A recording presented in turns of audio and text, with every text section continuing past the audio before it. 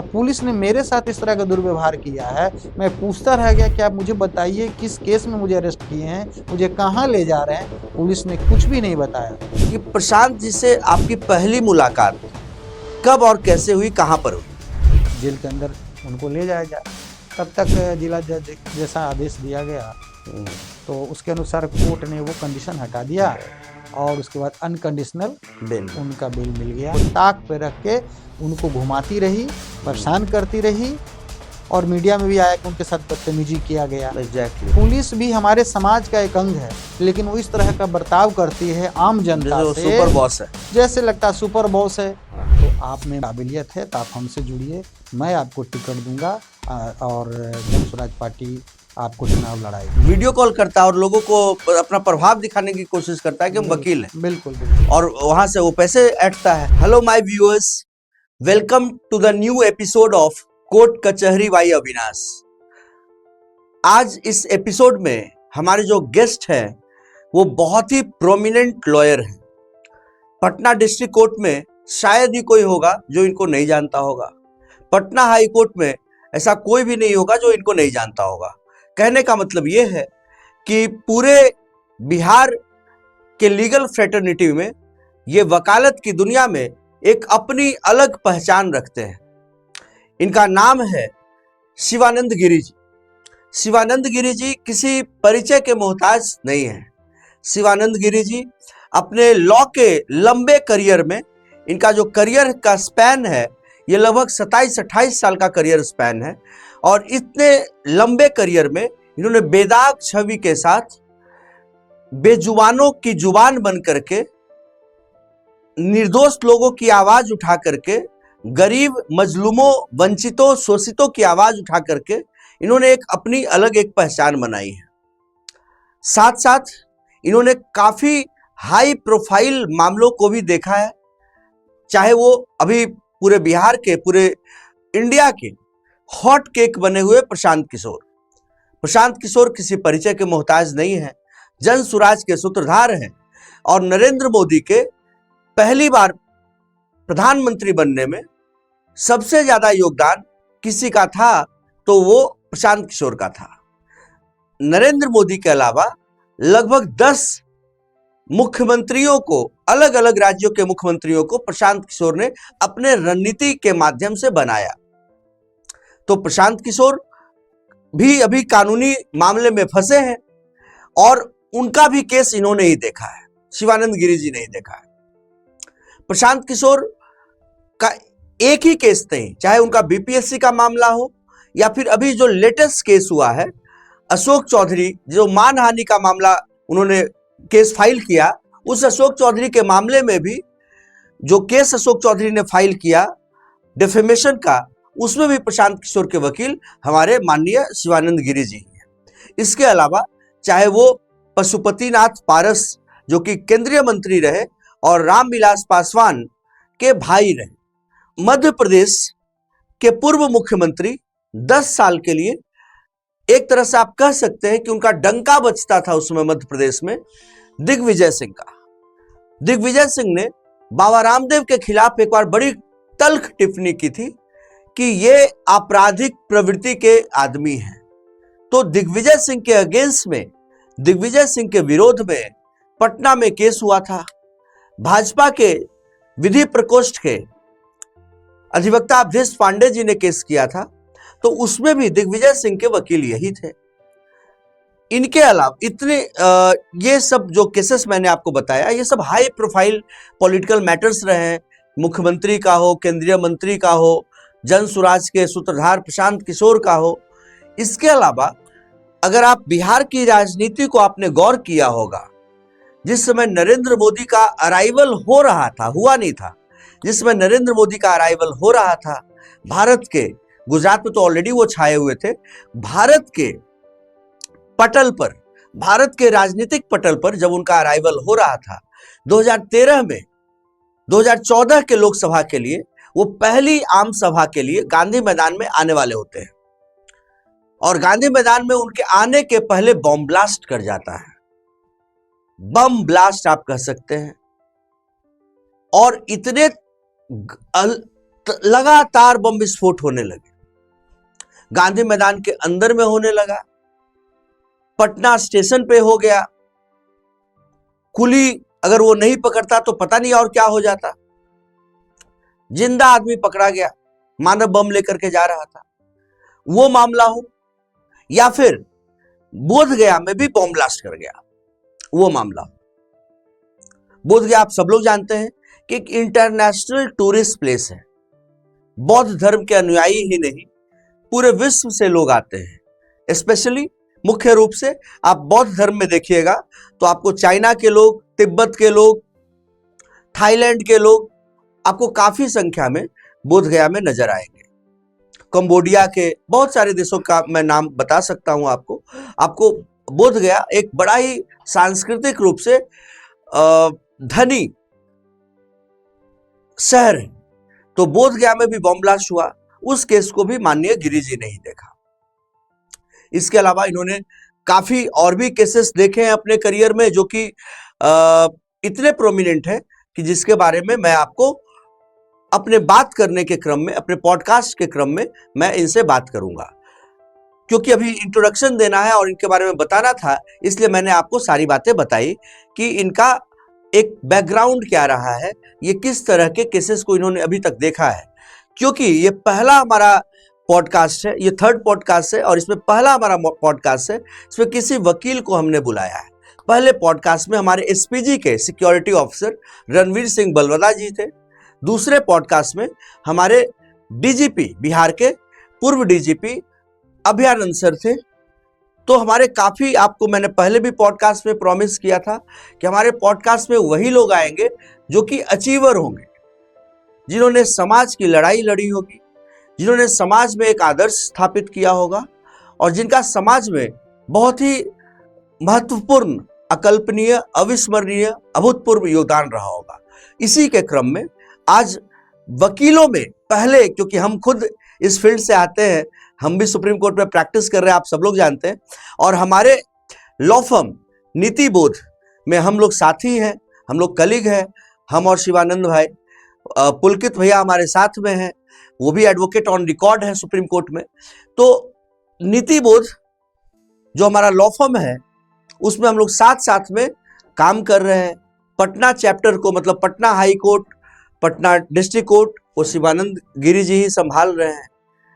तो आज इनसे रूबरू होंगे, इनके जर्नी को समझेंगे और इनके जर्नी के माध्यम से आप बहुत लाभान्वित होंगे। खास करके वैसे लोग जो वकालत में आ रहे होंगे या अभी आए होंगे या फिर अभी लॉ स्टूडेंट होंगे या फिर लॉ में करियर बनाने के लिए सोच रहे होंगे, वैसे भी लोग जो कि लीगल एडवाइजर्स होंगे, लॉ ऑफिसर्स होंगे या फिर जजेस ऑलरेडी होंगे या फिर रिटायर्ड हो गए होंगे, सब के लिए ये जो पॉडकास्ट है काफ़ी इंटरेस्टिंग पॉडकास्ट होगा और आपको काफ़ी मज़ा आएगा। हम लोग इसको बिल्कुल भी एकदम लॉ के बातों में मत समझिएगा कि हम लोग आपको बोर कर देंगे, काफ़ी लंबा और नीरस हो जाएगा। ये काफ़ी इंटरेस्टिंग, एकदम जॉली मूड में ये पॉडकास्ट हम लोग करेंगे। आप जॉली मूड से जॉली एलएलबी नहीं समझिएगा। तो शिवानंद गिरी जी, आपका बहुत बहुत आभार कि आप हमारे पॉडकास्ट में आए। बहुत बहुत स्वागत है आपका। आपको भी आभार कि आपने मुझे बुलाया। पहला सवाल शिवानंद भाई आपसे यही है कि आप इतने बड़े बड़े लोगों का केस देख रहे हैं और क्रिमिनल लॉयर हैं आप, डर नहीं लगता है? देखिए, मेरा जो फैमिली बैकग्राउंड है वकालत का ही है। ठीक है। मेरे फादर भी एडवोकेट हैं, आज भी हैं। ठीक है। और मेरे परिवार में 1 दर्जन से ज्यादा हमारे मेंबर में सब एडवोकेट, 17-18 लोग आपके घर में जो एडवोकेट डेफिनेटली, और भी नया जनरेशन, थर्ड जनरेशन सब लोग आ रहे हैं, नेक्स्ट ईयर्स ज्वाइन कर रहे हैं। तो मेरा फैमिलियर बैकग्राउंड वकालत का रहा है। तो बहुत सारे क्रिमिनल्स आते थे अपने क्लाइंट हमारे फादर के होते थे डिस्कशन करने। हम लोग बचपन से फाइल देखे हैं। और शायद पटना में कंकड़वा कॉलोनी एरिया में, चाहे चांगड़ हो, जगनपुरा हो, कोई ऐसा कोई गांव नहीं था जहां 1-2 आदमी हमारे फादर को जानने वाले नहीं होंगे। वो जानते होंगे कि आर.के. गिरी एडवोकेट कौन है। तो हमारा बचपन बीता एडवोकेसी के सामने ही देखते हुए, तो डर तो कोई बात का लगा नहीं। और इस मामले में मैं थोड़ा सा सौभाग्यशाली रहा कि मुझे बचपन से ही जानकारी हो गई, फाइल देखते थे, मैट्रिक से ही हमारा लगा कि एक ही एम है मेरा, वकालत करना, या जुडिशरी में जाना या वकालत करना। मैंने कोई दूसरा एग्जाम आज तक कभी फॉर्म नहीं भरा। तो डरने की तो कोई बात है नहीं, और एक्चुअली डरते थे वो क्लाइंट, डरते थे उस वक्त। वो मान सम्मान वकीलों की थी जो मतलब एक मान सम्मान IAS IPS को नहीं मिलता था जो एक एडवोकेट को मिलता था, और आज भी है। हाँ, सही बात है। वकीलों का जो पेशा है शुरू से इसको नोबल प्रोफेशन माना गया है, और अब्राहम लिंकन से लेकर के बराक ओबामा से लेकर के राजेंद्र प्रसाद से लेकर लालू यादव तक से लोग लॉ किए हुए हैं। बिल्कुल, हम लोग खुशकिस्मत हैं, और आप भी खुशकिस्मत हैं कि आप वकालत जैसे पवित्र पेशा से जुड़े हुए हैं। तो ये बहुत माँ सरस्वती की कृपा है। शिवानंद जी, ये बताइए, आज बिहार के, क्योंकि बिहार में इलेक्शंस है, 6 तारीख को पहला फेज का इलेक्शन है, 11 को दूसरा फेज का इलेक्शन है, 14 को शायद रिजल्ट आ जाएगा। तो इस पूरे जो इलेक्शन का जो ये कार्यक्रम चल रहा है, इसके हॉट केक प्रशांत किशोर जी बने हुए हैं। जी।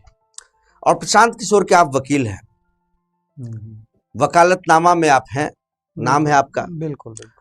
आप BPSC वाले केस में उनको डिफेंड किए। आप अभी अशोक चौधरी का जो मामला था मानहानि का, 17 तारीख को, उस केस में आप और हम दोनों थे। बिल्कुल। तो आप ये बताइए, सबसे पहला सवाल मेरा प्रशांत किशोर के केस पे भी आएंगे, विस्तार से बताइए कि प्रशांत जी से आपकी पहली मुलाकात कब और कैसे हुई, कहां पर हुई? प्रशांत किशोर जी से मेरी मुलाकात श्री यदुवंश गिरी जी हैं, सीनियर एडवोकेट, मेरे सीनियर भी रहे हैं। वो कुछ दिन पिछले साल तक बिहार के गवर्नर के एडवाइजर भी रहे। वहीं उन्हीं के चैम्बर में हुई, उन्हीं के आवास पे हुई। YV गिरी सर को जानता है, क्रिमिनल लॉयर के लीजेंड है क्रिमिनल लॉ के। बिल्कुल। और गवर्नर के भी रहे, और एडवोकेट जनरल भी रहे बिहार के। जी। और अभी टिकट भी दिया है उनको प्रशांत किशोर ने सारण में मांझी से। गिरी समाज, गोस्वामी समाज का बहुत सारे वोटर हैं, तो प्रशांत किशोर जी ने टिकट दिया है उनको। और ये केस YV गिरी सर ही मुझे दिए कि आप सिविल कोर्ट का केस देखिए, क्योंकि वो हाई कोर्ट में बेसिकली थे, तो समय का अभाव था। तो जिस वक्त अरेस्टिंग हुई, तो उस वक्त हम लोगों को जानकारी नहीं था कि कौन इसका केस नंबर क्या है। एक FIR की कॉपी मुझे उपलब्ध कराई गई, वो दूसरा केस नंबर था। तो मैंने उसी अनुसार FIR की कॉपी को पढ़कर बेल पिटिशन ड्राफ्ट कर दिया, और अरेस्टिंग हुई रात में करीब 1:30-2 बजे, और दिन भर मतलब दिन के 11-12 बजे तक प्रशांत किशोर जी को पुलिस घुमाती रही पटना में। हाँ, और करीब 12 बजे 12 से 1 के बीच में SDGM सिविल कोर्ट पटना में श्रीमती आरती उपाध्याय के कोर्ट में प्रोड्यूस किया गया। इस बीच मैंने बेल पिटिशन तैयार कर लिया था। जब उनको लाया गया तो मैंने पिटिशन पुटअप किया, तब मैडम ने कहा कि ये जो बेल पिटिशन है गिरी जी, इसमें केस नंबर गलत लिखा हुआ है, इसको सुधारिए। तो मैंने कहा कि मैडम मुझे तो पता ही नहीं, एक ही केस हुआ है जिसमें कि मुझे मिला है, अभी नया केस क्या हो गया इसको देखना पड़ेगा। तो तुरंत मैडम फाइल दी, पढ़े, उसी समय उसमें एडिट किए, केस नंबर डाले, सेक्शंस करीब सब सेम था। फिर मैंने दिया। उस वक्त फिर वकालतनामा पे प्रशांत किशोर जी का तुरंत साइन करवाए, जो पदाधिकारी अरेस्ट कर लाए थे उनसे उनका आइडेंटिफिकेशन कराया, क्योंकि आइडेंटिफाई वही करेंगे कि प्रशांत किशोर कौन है, मैंने किनको पकड़ के लाया है। तो हुआ, उसके बाद बहस हुई, कोर्ट ने बहस सुना और बेल दे दिया। मुझे लगा कितना हाई प्रोफाइल केस है, क्या होगा, कोर्ट बेल देगी कि नहीं देगी, लेकिन कोर्ट ने बेल दिया विथ कंडीशन कोर्ट ये लगाई कि आप एक अंडरटेकिंग करके देंगे कि इन फ्यूचर आप धरना प्रदर्शन में शामिल नहीं होंगे। और ये प्रशांत किशोर मानने वाले नहीं थे। अब तो बहुत भारी बात हो गई। अब तुरंत इस बात को पता चला तो प्रशांत किशोर जी बोले कि सर आप 1 मिनट रुक जाइए, हम कोर्ट से कुछ बात करना चाहेंगे। तो मैंने कहा, बोला कि बोलिए। हम कोर्ट बोले कि बोलिए क्या कहना चाहते हैं। तो बोले कि मैडम आपने बेल दिया तो ठीक है, लेकिन मुझे कंडीशनल बेल नहीं चाहिए, मुझे बेल देना है तो अनकंडीशनल दीजिए, मैं ये अंडरटेकिंग लिखकर कैसे दे सकता हूँ कि मैं भविष्य में धरना प्रदर्शन नहीं करूँगा। ये तो हमारा जनता के लिए आवाज़ उठाना मेरा कर्तव्य है, काम है। तो जब भी ऐसा होगा, अगर अंडरटेकिंग देंगे तो फिर पुलिस पकड़ लेगी, फिर हमारे ऊपर कार्रवाई होगी। अंडरटेकिंग हम नहीं दे सकते हैं। आप जो बेल बॉन्ड भरेंगे, 25-25 हज़ार रुपये का 2 जमानतदार देना था, लेकिन हम बॉन्ड देंगे लेकिन अंडरटेकिंग नहीं देंगे। या तो मुझे आप जेल भेज दीजिए, जेल जाना मंजूर है, यही उनका लाइन था, मुझे जेल जाना मंजूर है, मैं अंडरटेकिंग नहीं दूंगा, ये कंडीशन मैं फुलफिल नहीं करूंगा। इस बीच फिर बात हो ही रही थी, बेल तो प्रोनाउंस हो ही गया था। तो मैंने कहा कि ऐसा सा बात है मैडम, कंडीशन हटा दिया जाए, इसमें कोई बहुत बड़ी बात नहीं है। तो इस बीच श्री वाईवी गिरी सर भी पहुंच गए, वो भी बताए। तो उनको भी कोर्ट ने कहा है कि सर मैं तो बेल अलाउ कर दी हूँ और ये कंडीशन है। कोर्ट वाईवी गिरी सर भी रिक्वेस्ट किए, लेकिन कोर्ट नहीं माने, कह के नहीं, जो मैंने एक बार ऑर्डर कर दिया सो कर दिया, अब आप लोग देख लीजिए। तो इस बीच तैयारी होने लगी उनको जेल जाने के लिए। फिर मैडम दूसरा काम करने लगी, चैम्बर में चली गई। इस बीच में फाइल लेकर बाहर आया तो मीडिया मुझे घेर लिया, मुझसे इंटरव्यू लिया गया। मैंने जो बातें थी उस वक्त की, उसमें तो ANI, आज तक, इंडिया टीवी, जो भी नेशनल चैनल है, ABP न्यूज़, सारे जी न्यूज़, सब लोग थे, वो सभी जगह। वो तो आपका पब्लिक डोमेन में, हाँ, यूट्यूब वगैरह सब जगह पे अवेलेबल है। तो मैंने बताया, तो बहुत ये मामला फिर जिला जज बुला लिए मैडम को, SDGM को। जब देखे कि ये मामला हाईलाइटेड हो रहा है, न्यूज में चल रहा है, तो जिला जज बुला लिए मैडम को, जहां मुझे सूत्रों से पता चला। और जिला जज के कहने पर, समझाने पर वो कंडीशन मैडम जो है हटा दी। इस बीच पुलिस, शाम हो गया था, पुलिस उनको अरेस्ट करके ब्योर जेल ले जाने की तैयारी कर रही थी और ब्योर थाना में बैठा के रखी थी, यहाँ से, ताकि चालान बने तो उनको रिमांड बने तो जेल के अंदर उनको ले जाया जाए।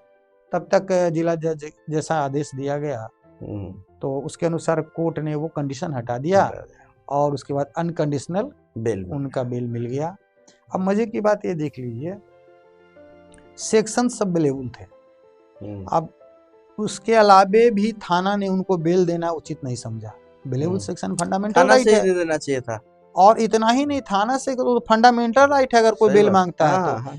आपको याद होगा, bail is a right, not an exception, bail is a rule. Arnesh Kumar versus state of Bihar में सुप्रीम कोर्ट में सारे स्टेट को गाइडलाइन है कि जिस केस में 7 साल से नीचे के सजा का प्रावधान है उसमें आपको बेल दे देना है, नहीं देंगे तो उन पे उल्टा केस चलेगा पुलिस पे। लेकिन पुलिस ने सारे नियम को क्या धज्जी उड़ा के, नियम को ताक पे रख के उनको घुमाती रही, परेशान करती रही, और मीडिया में भी आया कि उनके साथ बदतमीजी किया गया। एग्जैक्टली। तो अल्टीमेटली उनका बेल हुआ और फिर वो घर गए अपने, और वहाँ से प्रेस कॉन्फ्रेंस रात में 8 बजे करीब किए। इसके 2-3 दिन बाद ही उन्होंने एडवोकेट्स का हम लोग को एक मीटिंग के लिए बुलाए, गए, बैठे, विस्तार से चर्चा हुई और मैंने पूरा बताया। मैंने उनसे कहा कि अगर जन स्वराज की पार्टी की सरकार बनती है तो पहला काम ये किया जाए, जो पुलिस जो एक्ट है उसमें बदलाव की जरूरत है, एकदम उनको रिफॉर्म करने की जरूरत है। पुलिस भी हमारे समाज का एक अंग है, लेकिन वो इस तरह का बर्ताव करती है आम जनता से, सुपर बॉस है, जैसे लगता है सुपर बॉस है। प्रशांत किशोर जी बोले कोर्ट को कि मैडम, ये हमारे जैसे व्यक्ति को, जो कि हमको कौन नहीं जानता है, पूरे हम सब जगह हैं, सरकार बनाने में मेरी योगदान रही है, अब पुलिस ने मेरे साथ इस तरह का दुर्व्यवहार किया है, मैं पूछता रह गया कि आप मुझे बताइए किस केस में मुझे अरेस्ट किए हैं, मुझे कहाँ ले जा रहे हैं। पुलिस ने कुछ भी नहीं बताया और मतलब रात भर दिन भर घुमाती रही, 12 बजे यहाँ कोर्ट में प्रोड्यूस की। और जबकि वो एक तरह से आप देखिए तो प्रशांत किशोर का व्यक्तिगत मामला तो था नहीं, कोई व्यक्तिगत, वो BPSC के छात्रों के आंदोलन की बात को उठा रहे थे। बिल्कुल। और छात्र, मुझे जहां तक लगता है, और आई थिंक आप भी अग्री करिएगा, कि छात्र हित की बात तो सबको करनी चाहिए, क्योंकि हम सब लोग छात्र से ही आगे बढ़े हैं। बिल्कुल।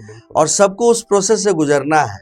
और छात्र जब छात्र का आंदोलन हुआ, चाहे वो JP आंदोलन हो या लोहिया जी का हो, सिस्टम ही बदल गया है। बिल्कुल सही बोल रहे हैं। इसके बाद आप आते हैं प्रशांत किशोर के दूसरे लेग में, अशोक चौधरी, जिनको कि प्रशांत किशोर बार बार कहते हैं, उसमें हंसी भी आती है सब लोग को, सर्वदलीय नेता है। इनके पिताजी कांग्रेस में रहे, वो भी मंत्री रहे महावीर चौधरी। सही बात। ये खुद कांग्रेस में रहे, फिर अभी जदयू में है, मंत्री है, कांग्रेस में भी थे जदयू में भी है।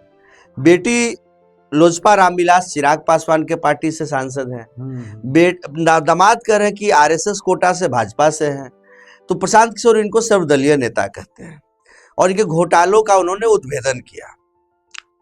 उन्होंने काफी सारे घोटाले का पूरा खतियान लेकर के वो प्रेस कॉन्फ्रेंस में बैठ गए और किशोर मुन्ना जी को इस काम के लिए, जो कि 2 बार के निर्दलीय विधायक हैं सरसा से, फिर से उनको जनसुराज से टिकट भी मिला है और जनसुराज के महासचिव भी है। डॉक्यूमेंट वगैरह उन्होंने अरेंज कराया और भी उनको बहुत तरह से डॉक्यूमेंट बहुत जगह से मिले। और प्रशांत किशोर ने अशोक चौधरी के घोटाले का उद्भेदन किया। अशोक चौधरी अभी सिटिंग कैबिनेट मिनिस्टर हैं और अशोक चौधरी इस बात को कोई रिप्लाई करने के जगह पर उन्होंने लीगल नोटिस भेजा और डेफेमेशन का जो केस है, सब लोग जानते हैं कि सिविल और क्रिमिनल डेफेमेशन होता है, और इन्होंने एक डेफेमेशन का मानहानि का मुकदमा 100 करोड़ का प्रशांत किशोर पर ठोक दिया। अशोक चौधरी, जहां तक बिहार में उनके बारे में लोगों का परसेप्शन है कि प्रशांत किशोर जो बोले वो सच ही बोले हैं। अशोक चौधरी का जो इमेज है इस मामले में, तो जो प्रशांत किशोर ने एलिगेशन लगाया वो तो है ही है। 25,000 करोड़ का ग्लोबल टेंडरिंग का जो घोटाला माना जा रहा है बिहार में, वो मंत्रालय इन्हीं के पास है। तो अशोक चौधरी और प्रशांत किशोर के विवाद को आप normally as a human being और नॉर्मल एज ए कॉमनर नहीं बताइए, आप एज ए लॉयर बताइए कि इस केस में किस तरह से चीजें आई। सबसे पहले क्या आया आपके पास, लीगल नोटिस आया, फिर आप लीगल नोटिस का रिप्लाई इधर से गया, फिर केस का कोर्ट में आया, कैसे कैसे क्या हुआ, पूरे चीजों को एक एक करके बताइए। मैं बताता हूं आपको। देखिए, अशोक चौधरी जी अपने अधिवक्ता के माध्यम से एक लीगल नोटिस भेजे जिसमें उनका एलिगेशन था कि आप जमुई में प्रेस कॉन्फ्रेंस कर रहे थे, तो वहां पत्रकारों का जवाब देते हुए आपने बताया कि अगर आम जनता के पास, उनके पिताजी के पास अशोक चौधरी की तरह पैसे नहीं हैं जो अपनी बेटी के लिए एमपी के टिकट खरीद सकें, तो आप में मेरिट है, काबिलियत है, तो आप हमसे जुड़िए, मैं आपको टिकट दूंगा और जन स्वराज पार्टी आपको चुनाव लड़ाएगी। यही एलिगेशन का एक पार्ट है। इसी एलिगेशन को लगाते हुए लीगल नोटिस दिया गया जिसमें प्रशांत किशोर जी के अधिवक्ता, हाई कोर्ट के अधिवक्ता हैं, उन्होंने भाई गिरी सर ने जवाब दिया बजाता तरीके से कि जो प्रशांत किशोर जी ने कहा है डायरेक्ट एलिगेशन नहीं है, वो एक एग्जाम्पल दे रहे थे कि अगर आम जनता जिस प्रकार है, उनके पिताजी अगर अमीर नहीं है, पैसे से नेपोटिज्म पर बोल रहे थे कि गरीब हैं और मेरिट रहते हुए भी वो नहीं आ पाते हैं, जैसे आ गई ये अशोक चौधरी की बेटी पैराशूट से आ गई। हाँ, तो आप हम लाएंगे, आपको मौका देंगे। तो इसमें कहीं डिफेमेशन का मामला नहीं था, नेपोटिज्म पे बात की गई थी। एलिगेशन नहीं था, नेपोटिज्म पे चर्चा चल रहा था, एक एग्जाम्पल दिया जा रहा था। तो लेकिन इसको चूंकि जो आपके जेडीयू के जो प्रवक्ता हैं नीरज कुमार मुख्य प्रवक्ता, वो पूरा मीडिया में बाइट दिए हुए थे कि चुप क्यों है अशोक चौधरी, नीतीश कुमार नहीं रहे हैं, तो तेजस्वी को भी बोले थे डिप्टी सीएम के समय। तो अब जेडीयू का दबाव था, नीतीश कुमार का दबाव रहा होगा कि एक इन्होंने आनन फानन में डिफेमेशन का केस कर दिया और कर ये फंस गए खुद। इसलिए फंस गए कि अपने बारे में इतना बड़ा वो बात बताए हैं, पहले तो उनको साबित करना पड़ेगा वो कहाँ से एजुकेशन लिए, कहाँ क्या किताब लिखे, बहुत सारी बातें अपने प्रशंसा में, अपने कंप्लेन केस में लिखी है। लेकिन जो एलिगेशन का पार्ट है, जो मैंने बताया, मात्र 1 लाइन का एलिगेशन का पार्ट है जो कि मेंटेनेबल नहीं है। अब इसका लास्ट पार्ट होता है कंप्लेन केस का प्रेयर। प्रेयर में जानते हैं क्या उन्होंने रिलीफ मांगा है? मैंने देखा है, लेकिन आप बताइए एक बार दर्शकों को। मैं बता देता हूँ। उन्होंने मांगा है कि डिफेमेशन का जो केस है उसके तहत इनको पनिशमेंट किया जाए या फाइन किया जाए। 2 साल का पनिशमेंट है या फाइन है या बोथ है।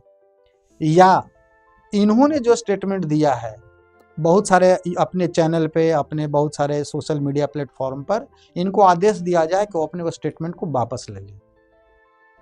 तो ये खुद ही अपने जो ग्रीवांस है ये डिफर कर रहे हैं, एक चीज पर स्टैंड नहीं है, इनको क्या चाहिए।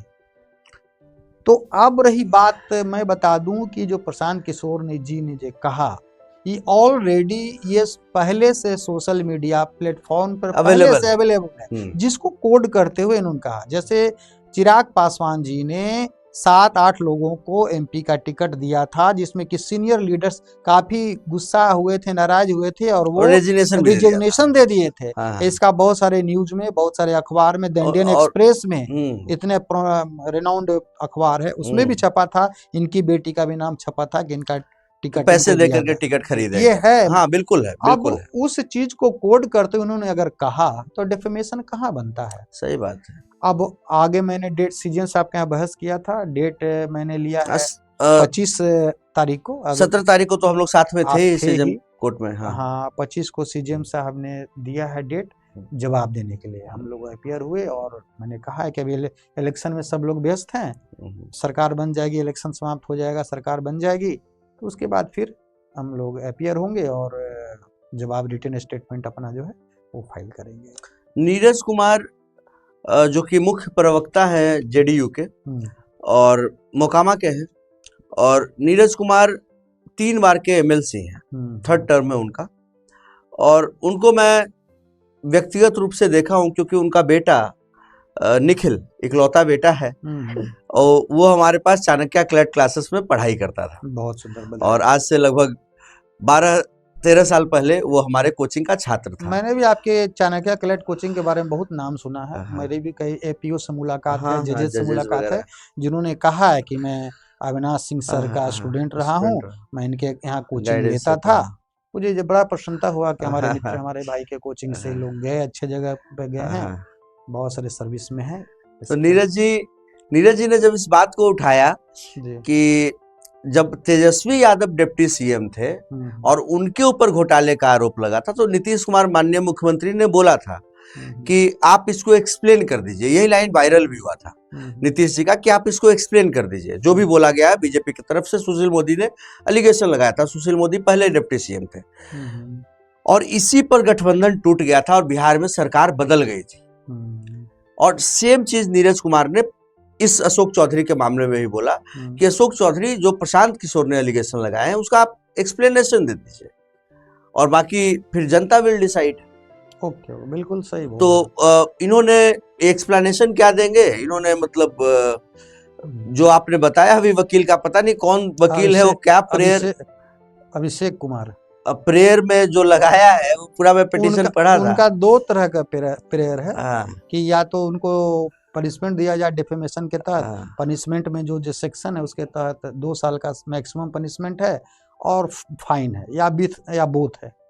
एक ये हुआ। दूसरा प्रेयर था कि जो इन्होंने बोला है, स्टेटमेंट दिया है, वो सोशल मीडिया प्लेटफॉर्म से डिलीट कर दें, हटा दें। तो ये अगर मान लीजिए हटा भी दें तो बाकी जो ऑलरेडी बोला गया है ये तो कोट किए हैं। हाँ बिल्कुल। तो फिर इंडियन एक्सप्रेस का कहां से हटवा दीजिएगा? वो तो छप चुका, ऑलरेडी पहले से छपा हुआ है, के पहले छपा हुआ। और केवल यही नहीं, बहुत सारा वीडियो है यूट्यूब पर जो कई जिनको टिकट नहीं मिला था, वो एलिगेशन लगाए, एलिगेशन मीडिया के सामने दिए। और डिफेमेशन का हर कोई जानता है, ये तो एक नॉर्मल वकील भी जानता है कि जस्टिफिकेशन है, ट्रुथ है, तो उसमें कोई डिफेमेशन नहीं है। और मैं बता दूं, जो मीडिया में आया है 200 करोड़ का मानहानि का case, actually 200 crore civil case नहीं किया गया है, क्रिमिनल केस है। तो क्रिमिनल केस है, तो 200 करोड़ वाली बात जो मीडिया में चल रही है वो गलत है। जो दर्शक हैं आपके चैनल के, कोर्ट कचहरी के चैनल के दर्शक हैं, सही जो एग्जैक्ट न्यूज है, क्रिमिनल केस हुआ है डिफेमेशन का, जिसमें मैंने बताया कि पनिशमेंट कितना है और क्या उनका ग्रीवांस है। तो कहीं कोई पैसा का उन्होंने डिमांड नहीं किया। अगर सिविल कोई केस अभी तक उन्होंने डिफेमेशन का नहीं किया, जो मीडिया में आता है कि 200 करोड़ का किया गया है, वो ऐसी बातें नहीं है। अच्छा, इसके बाद थोड़ा सा चलते हैं हम लोग शिवानंद भाई कि गरीबों के लिए, अपने गरीबों के लिए, वंचितों के लिए, चाहे किसी भी कास्ट के, स्ट्रेटा के, मेरा तो स्पष्ट मानना है कि अपने देश में एक नैरेटिव सेट कर दिया गया है कि अगर गरीब है तो दलित का ही बच्चा है। मैं दलितों के लिए बहुत काम किया हूँ, आप भी काम कर रहे हैं, हम सब लोग काम कर रहे हैं, लेकिन ये कहना एक तरह से फेवरेटिज्म है कि सिर्फ गरीब दलित में ही है। गरीब हर कास्ट में, हर जाति में, गरीब ब्राह्मण में हर है, जाति में, हर राजपूत में है, भूमिहार में है, लाला में है, यादव में है, कुर्मी में है, तेली में है, सब कास्ट में गरीब लोग हैं। सभी में। मैंने तो बहुत सारे लोगों को निःशुल्क विधिक सहायता दिया है और उनको जजमेंट दिलवाया तो है। मेरा सवाल आपसे यही है कि जो गरीब लोग हैं, किसी भी जेंडर के हों, किसी भी कास्ट के हों, किसी भी धर्म के हों, तो इनके बारे में आप थोड़ा प्रकाश डालिए कि आप तो इस तरह के काम करते रहे हैं पहले से। बिल्कुल। तो ऐसे में जब उनको रिलीफ दिलाते हैं, तो मेरा तो जो 11 साल का एक्सपीरियंस, 11.5 साल का, तो मैंने देखा कि लोग काफी भाव विह्वल हो जाते हैं, भाव विभोर हो जाते हैं, पैर वैर पकड़ने लगते हैं। मतलब आप मेरे भगवान हैं। तो उसमें जब रिलीफ दिलाते हैं तो उनके चेहरे का एक्सप्रेशन बताइए। बहुत मैं बताता हूँ। एक सुदामा देवी हुआ करती थी, अब गुजर गई। उस पर एलिगेशन था 498 ए का। आरोप ये था कि वो शादी करवाने में ये मीडिएटर थी और उन पर भी कॉग्निजेंस ले लिया गया था और उस पर भी मुकदमा चला। एकदम गरीब थी, निःशुल्क मैंने केस लड़ा और उसको रिहाई कराया कि उसका क्या दोष है। वो तो एक मीडिएटर है, कहीं उसी गांव के रहने वाली है। उन्होंने लड़का लड़की के परिवार को मिलवा दिया और दोनों का देखकर पसंद हुआ, शादी विवाह हुई। इस बीच दोनों में क्या विवाद हुआ, एक दूसरे पर केस किए, इसमें लपेट लिए मीडिएटर को भी। जो शादी ब्याह करवाया, जो अगुआ बना, वो भी चली गई और गरीब थी बेचारी। उसको लड़ने के लिए लड़का वाले की तरफ से कोई आर्थिक मदद भी नहीं किया गया था। निःशुल्क मैंने लड़ा था और रिहा हुई थी। किस जेल में बंद थी वो? बेउर जेल में। बेउर जेल। इसके अलावे मैंने अभी 39 साल पुराना बम ब्लास्ट और डकैती के केस में कराया। एकदम गरीब आदमी, 3 लोग थे, एक सूरदास हो गए थे, ये भी काफी फेमस मामला हुआ था। अब कोर्ट भी कही कि बताइए, 39 साल पुराना केस चल रहा है। एक गवाह मात्र आया था, वो कह दिया था कि कोरोना लॉकडाउन के टाइम में मेमोरी मेरी लॉस हो गई है, मैं नहीं पहचानता हूँ, कौन है नाम नहीं जानता, लेकिन फिर भी केस चल रहा था। तो उस चीज को मैंने देखा, तो बहस किया, कोर्ट को बताया, सरकारी वकील को भी मैंने कन्विंस किया। कोर्ट काफी इंटेलिजेंट थी और उन्होंने 3-4 बहस में केस को खत्म किया और रिहा हुए। बहुत सारे गरीब हैं ऐसे और भी। एक आप ही के यहाँ काम करने वाला एक संतोष लड़का है। हाँ, संतोष। वो भी नीची जाति का आता है। मैं दर्शकों से बताना चाहूंगा कि संतोष हमारे चाणक्य क्लासेस के एक बहुत ही मजबूत स्तंभ है और आदेश पाल का काम करते हैं। और उनका डिवोर्स का मामला चल रहा था, डोमेस्टिक वायलेंस का बहुत सारा केस, जो भी मल्टीपल केसेस थे, गिरी जी ही देख रहे थे और अभी उनको बड़ा रिलीफ दिलाया है इन्होंने। बताइए प्लीज उसके बारे में। वो बहुत मजेदार कहानी है। उनकी पत्नी जो है दहेज प्रताड़ना का 2 मुकदमा की, एक 2014 में, एक 2015 में। आप भी जानते हैं कि जो दहेज प्रताड़ना का मुकदमा होता है वो कंटिन्यूसली चलने वाला ऑफेंस होता है, उसके लिए बार बार FIR करने की जरूरत नहीं होती है। तो पहला FIR 2014 में की, जिसमें लड़का जो है हस्बैंड 3 महीना जेल में रहा और हाई कोर्ट से उसका बेल हुआ। जब बेल हो गया तो फिर उनकी पत्नी दोबारा एक और केस कर दी 2015 में, सेम ऑफेंस, मारपीट, दहेज प्रताड़ना। कंकड़बाग थाना में FIR हो गया। पहला भी FIR कंकड़बाग थाना ही ली थी। केस ट्रू हो गया, अरेस्ट हो गया, लड़का जेल चला गया। आप विश्वास करेंगे 9 महीना लड़का जेल में रहा। दूसरे केस में हाई कोर्ट से हुआ। उस वक्त कोई दूसरे वकील थे, मैं नहीं था। तो जब उससे मेरी परिचय हुई आपके माध्यम से, आपके कोचिंग के माध्यम से, तो पता चला। तो मैं फाइल नहीं ले रहा था कि मेरे पास बहुत सारे काम है। जो वकील थे बार बार फाइल उनको लौटा दिए थे कि तुमको सजा हो जाएगा, तुम्हारी माँ और भाई का देख लेंगे, उसको रिहा करा देंगे, तुमको सजा हो जाएगा। हस्बैंड को भी पनिशमेंट हो जाता है लोअर कोर्ट से, कन्विक्शन हो जाता है, रिहा नहीं होता है। तो जिद किया काफी, तो मैंने ले लिया। फिर मैंने प्रयास किया कि इसके खिलाफ सारी बातें हैं। तब मैंने एक डिफेंस विटनेस, 2-3 डिफेंस विटनेस तैयार किया। मैंने बताया कि भाई आप भी अपने तरफ से कोई सफाई साक्ष्य दोगे तभी रिहाई हो पाएगा। तब सफाई साक्ष्य दिया कि जिस समय की घटना उस वक्त मैं काम करने गया हुआ था। जिनके यहाँ काम कर रहा था मैं उस व्यक्ति को गवाह में लाया, वो बोले कि हाँ इस दिन ये मेरे यहाँ ड्यूटी कर रहा था। एक रिलेटिव उनके जो जीजा है वो बोले कि उस दिन ये इनकी पत्नी आई नहीं थी घर पे, मैं तो उस दिन सुबह से शाम तक घर पर ही था। हस्बैंड भी जो बोला कि मैं तो उस दिन काम करने गया होता। ये बातें आई तो मैंने बताया कोर्ट को कि ये केवल जो एलिगेशन लगाई है ओरल लगाई है, और उसका जवाब में मैंने डिफेंस विटनेस 3 दिया है। सोचने वाली बात है, जब लड़की पहले से दहेज प्रताड़ना का केस की हुई है, लड़ रही है, तो लड़की को किसने कहा कि तुम जाके मायके में रहो? सही बात है। कोई बोला, बताया? केवल एलिगेशन है कि बेल विसर्स और शुभचिंतक का वकील के माध्यम से सलाह दिया गया तो गए रहने। हस्बैंड तो नहीं कहा था कि रहो जाके, परिवार के लोग तो नहीं कहते। और वहां फिर मेरे साथ मारपीट हो गई, ये हो गया हो गया। काफी बहस हुई, कंटेस्टेड रहा, आईओ का भी गवाही हुआ, डॉक्टर की गवाही मैं नहीं होने दिया। एक एलिगेशन था कि चाकू से मारा, उंगली काट दिया, पीएमसीएच में इलाज चला। तो मैंने देखा कि जो डॉक्यूमेंट्स है पीएमसीएच का वो एग्जिबिट नहीं हो। एक अच्छे लॉयर का ये है कि आप एग्जिबिट अगर हो जाएगा तो आपके अगेंस्ट चला जाएगा। तो मैंने एविडेंस क्लोज करवाया था, कोर्ट को कन्विंस किया। 2 बार मौका दिया गया स्टेट को गवाह लाने के लिए, तो एक बार तो लाए आईओ को, दूसरे बार बंद करवाया, तो फिर डॉक्टर के लिए भी फिर रीओपन कराने के लिए कहे, कोर्ट ने मना कर दिया। तो मुझे लगा कि अब मेरी जीत हो गई। तो फाइनल आर्गुमेंट हो और जजमेंट हुआ। मैंने कोर्ट को बताया कि ऑलरेडी इसमें 9 महीना जेल में रह चुका, और कितना दिन पनिशमेंट दीजिएगा? सही बात है। पहला भी केस है उसमें 3 महीना रह गया, 2 साल केस भर रह गया, फिर तो उससे ज्यादा हो गया। कोर्ट ने रिहा कर दिया, हिस्ट्री बन गया है। हाँ। पटना सिविल कोर्ट में आज तक मेरे 27 साल के अनुभव में, वकालत के 27 साल के अनुभव में, मैंने नहीं देखा कि दहेज प्रताड़ना के मुकदमा में हस्बैंड को एक्विटल किया गया है लोअर कोर्ट से। सही बात, पहला ये सही बात है। एक बात हो गई। तो इस तरह के बहुत सारे मामले हैं। एक तो मामला मैं बता दूं, बहुत मतलब आत्मा कांप जाता है। एक लड़की जो आरोप लगाई अपने फादर पे, उनके फादर डिप्टी कलेक्टर पटने के थे वो। अच्छा। उसने आरोप लगाया कि मेरे पिताजी 8 से 10 साल तक लगातार मेरे साथ रेप करते रहे। हाँ। और 2 से 3 बार मुझे प्रेग्नेंट किए, पीएमसीएच में मेरा एबॉर्शन करवाए, अपने पिताजी पर आरोप लगाई। और मेरा देखने वाला कोई केस, कोई वकील नहीं तैयार होता है।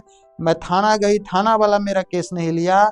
एक बताइए कि सब इंस्पेक्टर हमको आश्वासन दिया कि तुम्हारा हम एफआईआर करवा देंगे, और वो भी इसके लिए कई बार 1-2 बार मेरे साथ वो रेप किया।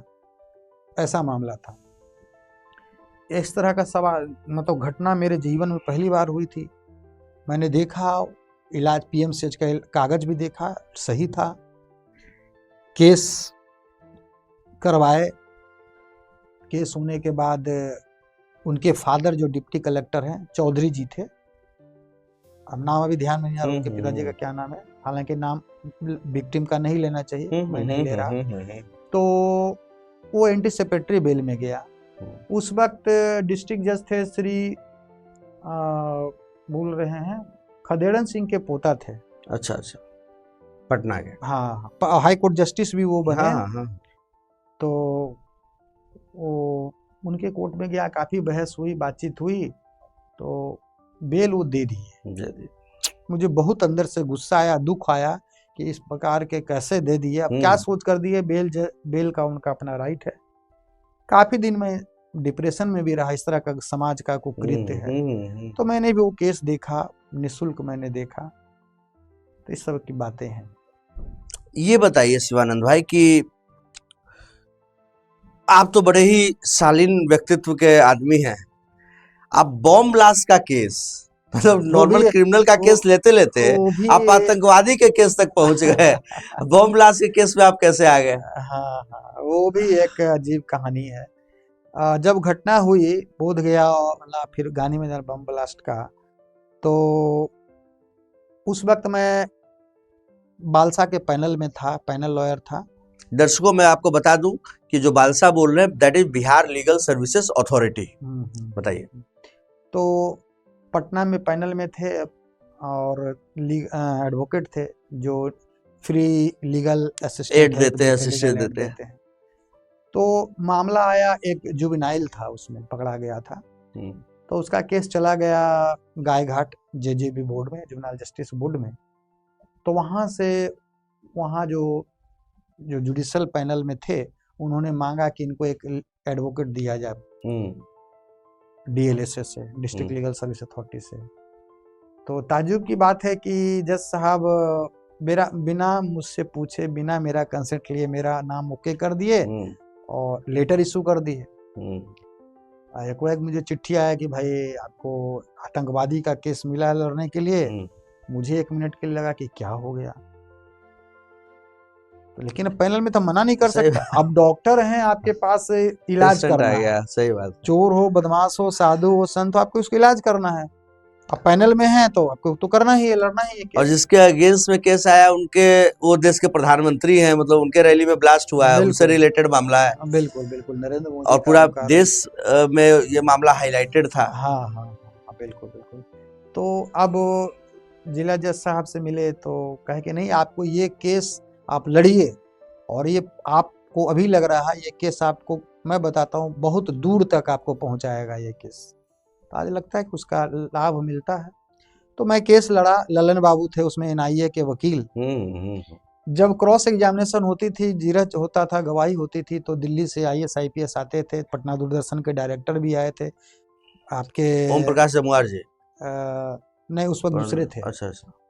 और आपके एक DSP थे गाने मैदान में, जो बहुत वीडियो वायरल हुआ था, एक डेड बॉडी को बम लगा था, कंधा पे लेके दौड़ रहे थे, जा रहे थे। कोई मनोज तिवारी करके थे। मनोज तिवारी अभी सिवान के सिटी SP बने। वो भी आए थे, उनका भी टाउन DSP थे। क्रॉस एग्जामिनेशन किया था। उस जगह एक होटल था गाने मैदान गेट नंबर 10 के पास, उसका भी किया था। तो NIA के जो DSP थे, मतलब मेरे वकालत से इतने प्रभावित हुए, वो कहे कि गिरी जी आप कहाँ किसके तरफ से केस लड़ रहे हैं, आपको तो NIA का वकील होना चाहिए था। तो मैंने उनको यही जवाब दिया कि जो मुझे अपॉर्चुनिटी दिया, मैं उनकी तरफ से ईमानदारी से केस लड़ रहा हूँ। सही बात है, यही वकील का हॉलमार्क भी यही होना चाहिए। तो मैंने लड़ा, और उस वक्त बहुत सारे कॉलेज, लॉ कॉलेज के बच्चे आते थे सुनने के लिए, चाहे RPS लॉ कॉलेज हो, चाहे बिहार इंस्टीट्यूट ऑफ लॉ हो, या तो फिर आपका यहाँ चाणक्य के हो, बच्चे लोग आते थे। चाणक्य नेशनल लॉ यूनिवर्सिटी के भी बच्चे आते थे। मैं वहाँ का ट्रायल के समय में, जिसमें बिल्कुल बम ब्लास्ट का ट्रायल चल रहा था, वहाँ प्रिंसिपल साथ में आते थे। बिल्कुल। और IAS IPS जो सेंट्रल वाले थे वो भी आते थे, NIA वाले ऑफिसर्स भी आते थे। सुनने वाला चीज थी ना, बहुत समझने की चीज था, बच्चों को सीखने को मिलता था कि NIA का केस कैसे लड़ा जाता है, कैसे चलता है। तो उस वक्त भी मैंने किया। और ताज्जुब की बात है, उसमें मैं आपको बता दूं, 1 से अधिक इन्वेस्टिगेटिंग ऑफिसर थे। हमको लगता 10-11 IO थे उस केस में। एक केस में 10 से 11 IO। तो हाईएस्ट नंबर ऑफ IO आप कह सकते हैं। मैंने पूछा IO से कि भाई आपको यह केस इन्वेस्टिगेट करने के लिए किसने दिया? तो NIA के बड़े पदाधिकारी ने दिया। आप उसका कोई लेटर दिखा सकते हैं, ऑर्डर, कि आपको आपको अपॉइंट किया गया? तो नहीं, ओरल दिया गया है। मैंने कोर्ट को बताया कि क्या ओरल ऑर्डर से कोई इन्वेस्टिगेशन करे और गवाह का गवाही ले, छापामारी करे, सीजर लिस्ट बनाए, ये लीगली कितना सही है, फिजिबल है? सही बात है। आप ओरल, आप IO यानी कि आप ऑथोराइज्ड नहीं है, अनऑथोराइज्ड आप IO है। ये मैंने कहा तो पिनक गए IO, ये क्या बोल रहे हैं, कैसे हो सकता है? कि आप बताइए, अगर आपके पास लेटर है, आप लेटर प्रोड्यूस कराइए, एग्जिबिट कराइए। आप इस केस के IO कैसे बने? कौन से पदाधिकारी ने आपको अपॉइंट किया इस इतने बड़े हाईलाइटेड केस में इन्वेस्टिगेशन करने के लिए? सही बात। जब आपको कोई लेटर नहीं मिला तो आपको पावर केवल ओरली मिल गया। ओरली पावर कहीं ट्रांसफर होता है? सही बात। और आपने ओरली पावर एक्सेप्ट करके आपने इतना बड़ा काम कर दिया, कांड कर दिया। तो बहुत विवाद हुआ था उस वक्त। तो ये जो अभी आप बता रहे हैं, तो ये मोदी जी वाला बम ब्लास्ट केस का बताया, और साथ बोध गया वाला भी चल रहा था। ये जितने मुद्दालय थे, मैं नाम नहीं ले सकता, मजबूरी है, इन सब को बोध गया बम ब्लास्ट में भी नामजद किया हुआ था, और रायपुर बम ब्लास्ट में भी किया हुआ था। बाद में इन लोगों को ट्रांसफर करा के रायपुर बम ब्लास्ट, मतलब ये लोग 3 बम ब्लास्ट में सेम अक्यूज थे। हाँ, गांधी मैदान में मोदी जी के रैली में भी सेम थे, बोधगया में भी सेम थे, रायपुर में भी। बड़ी बात है कि मतलब, और इतने कम उम्र के लोग मानव बम दस्ता बन करके घूम रहे थे। ये जो है ना, ज्यादा मेहनत नहीं करती है, वो एक लिस्ट बना ली, नाम ले ली, जहां हुआ बम ब्लास्ट उसका नाम डाल दिया। यही बातें हैं। तो मैं लाइफ में वो रहा, मैंने देखा वो केस। फिर दिग्विजय सिंह वाला मामला है। दिग्विजय सिंह, दर्शकों मैं आपसे बताना चाहूंगा कि मध्य प्रदेश के राजघराने से आने वाले दिग्विजय सिंह, जो कि शिवराज सिंह चौहान के जस्ट पहले लगातार 10 साल मुख्यमंत्री रहे, उनका केस भी गिरी जी ने देखा। और उनका केस बाबा रामदेव, जो कि पतंजलि योगा के सिनोनिमस बने हुए हैं बाबा रामदेव, और बाबा रामदेव के बारे में दिग्विजय सिंह ने एक आपत्तिजनक टिप्पणी की थी। मैं चाहूंगा गिरी जी आप डिटेल में बताइए। सबसे पहले ये बताइए टिप्पणी क्या थी? टिप्पणी ये थी कि उन्होंने कहा था कि बाबा रामदेव एक आपराधिक छवि के व्यक्ति हैं, बिजनेसमैन हैं।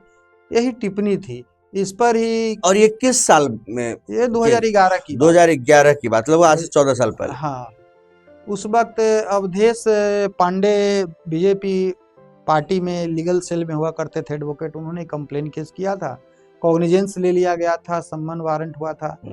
तो उस वक्त बेल लिए थे, तो बाद में बेल टूट गया था, तो बाद में ही वारंट निकल गया था, तो सरेंडर करके बेल लेने आए थे। तो उस वक्त जो वकील थे, तो उस वक्त मुझे भी मौका मिला, मैं भी अपियर हुआ साथ में। मेरे बात से काफी प्रभावित हुए दिग्विजय सिंह। बेल उनको मिल गया था। Parshuram Singh Yadav MP MLA court जज हुआ करते थे, उन्होंने बेल दिया था। जज साहब काफी मेरा फेस जानते थे, बाई नेम बाई फेस, तो काफी रहता था, मेरा फेस वैल्यू रहा। ये मेरी खुशकिस्मती है, बेल मिल गया था।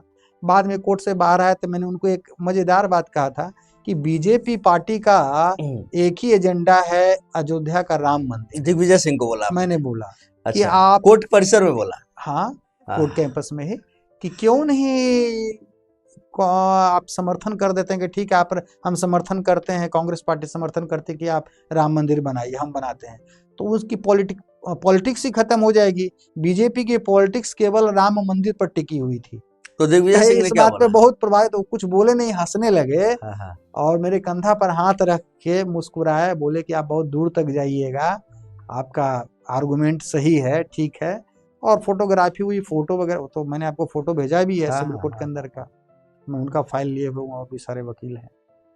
तो एक अनुभव वो रहा। एक और अनुभव पशुपति कुमार पारस का, वो बड़ा मजेदार केस। पशुपति पारस, दर्शकों मैं आपको बता दूं कि पद्मा अवार्ड से सम्मानित पूर्व केंद्रीय मंत्री, और आई थिंक वो लगभग 7-8 प्रधानमंत्री के कार्यकाल में केंद्रीय मंत्री रहे।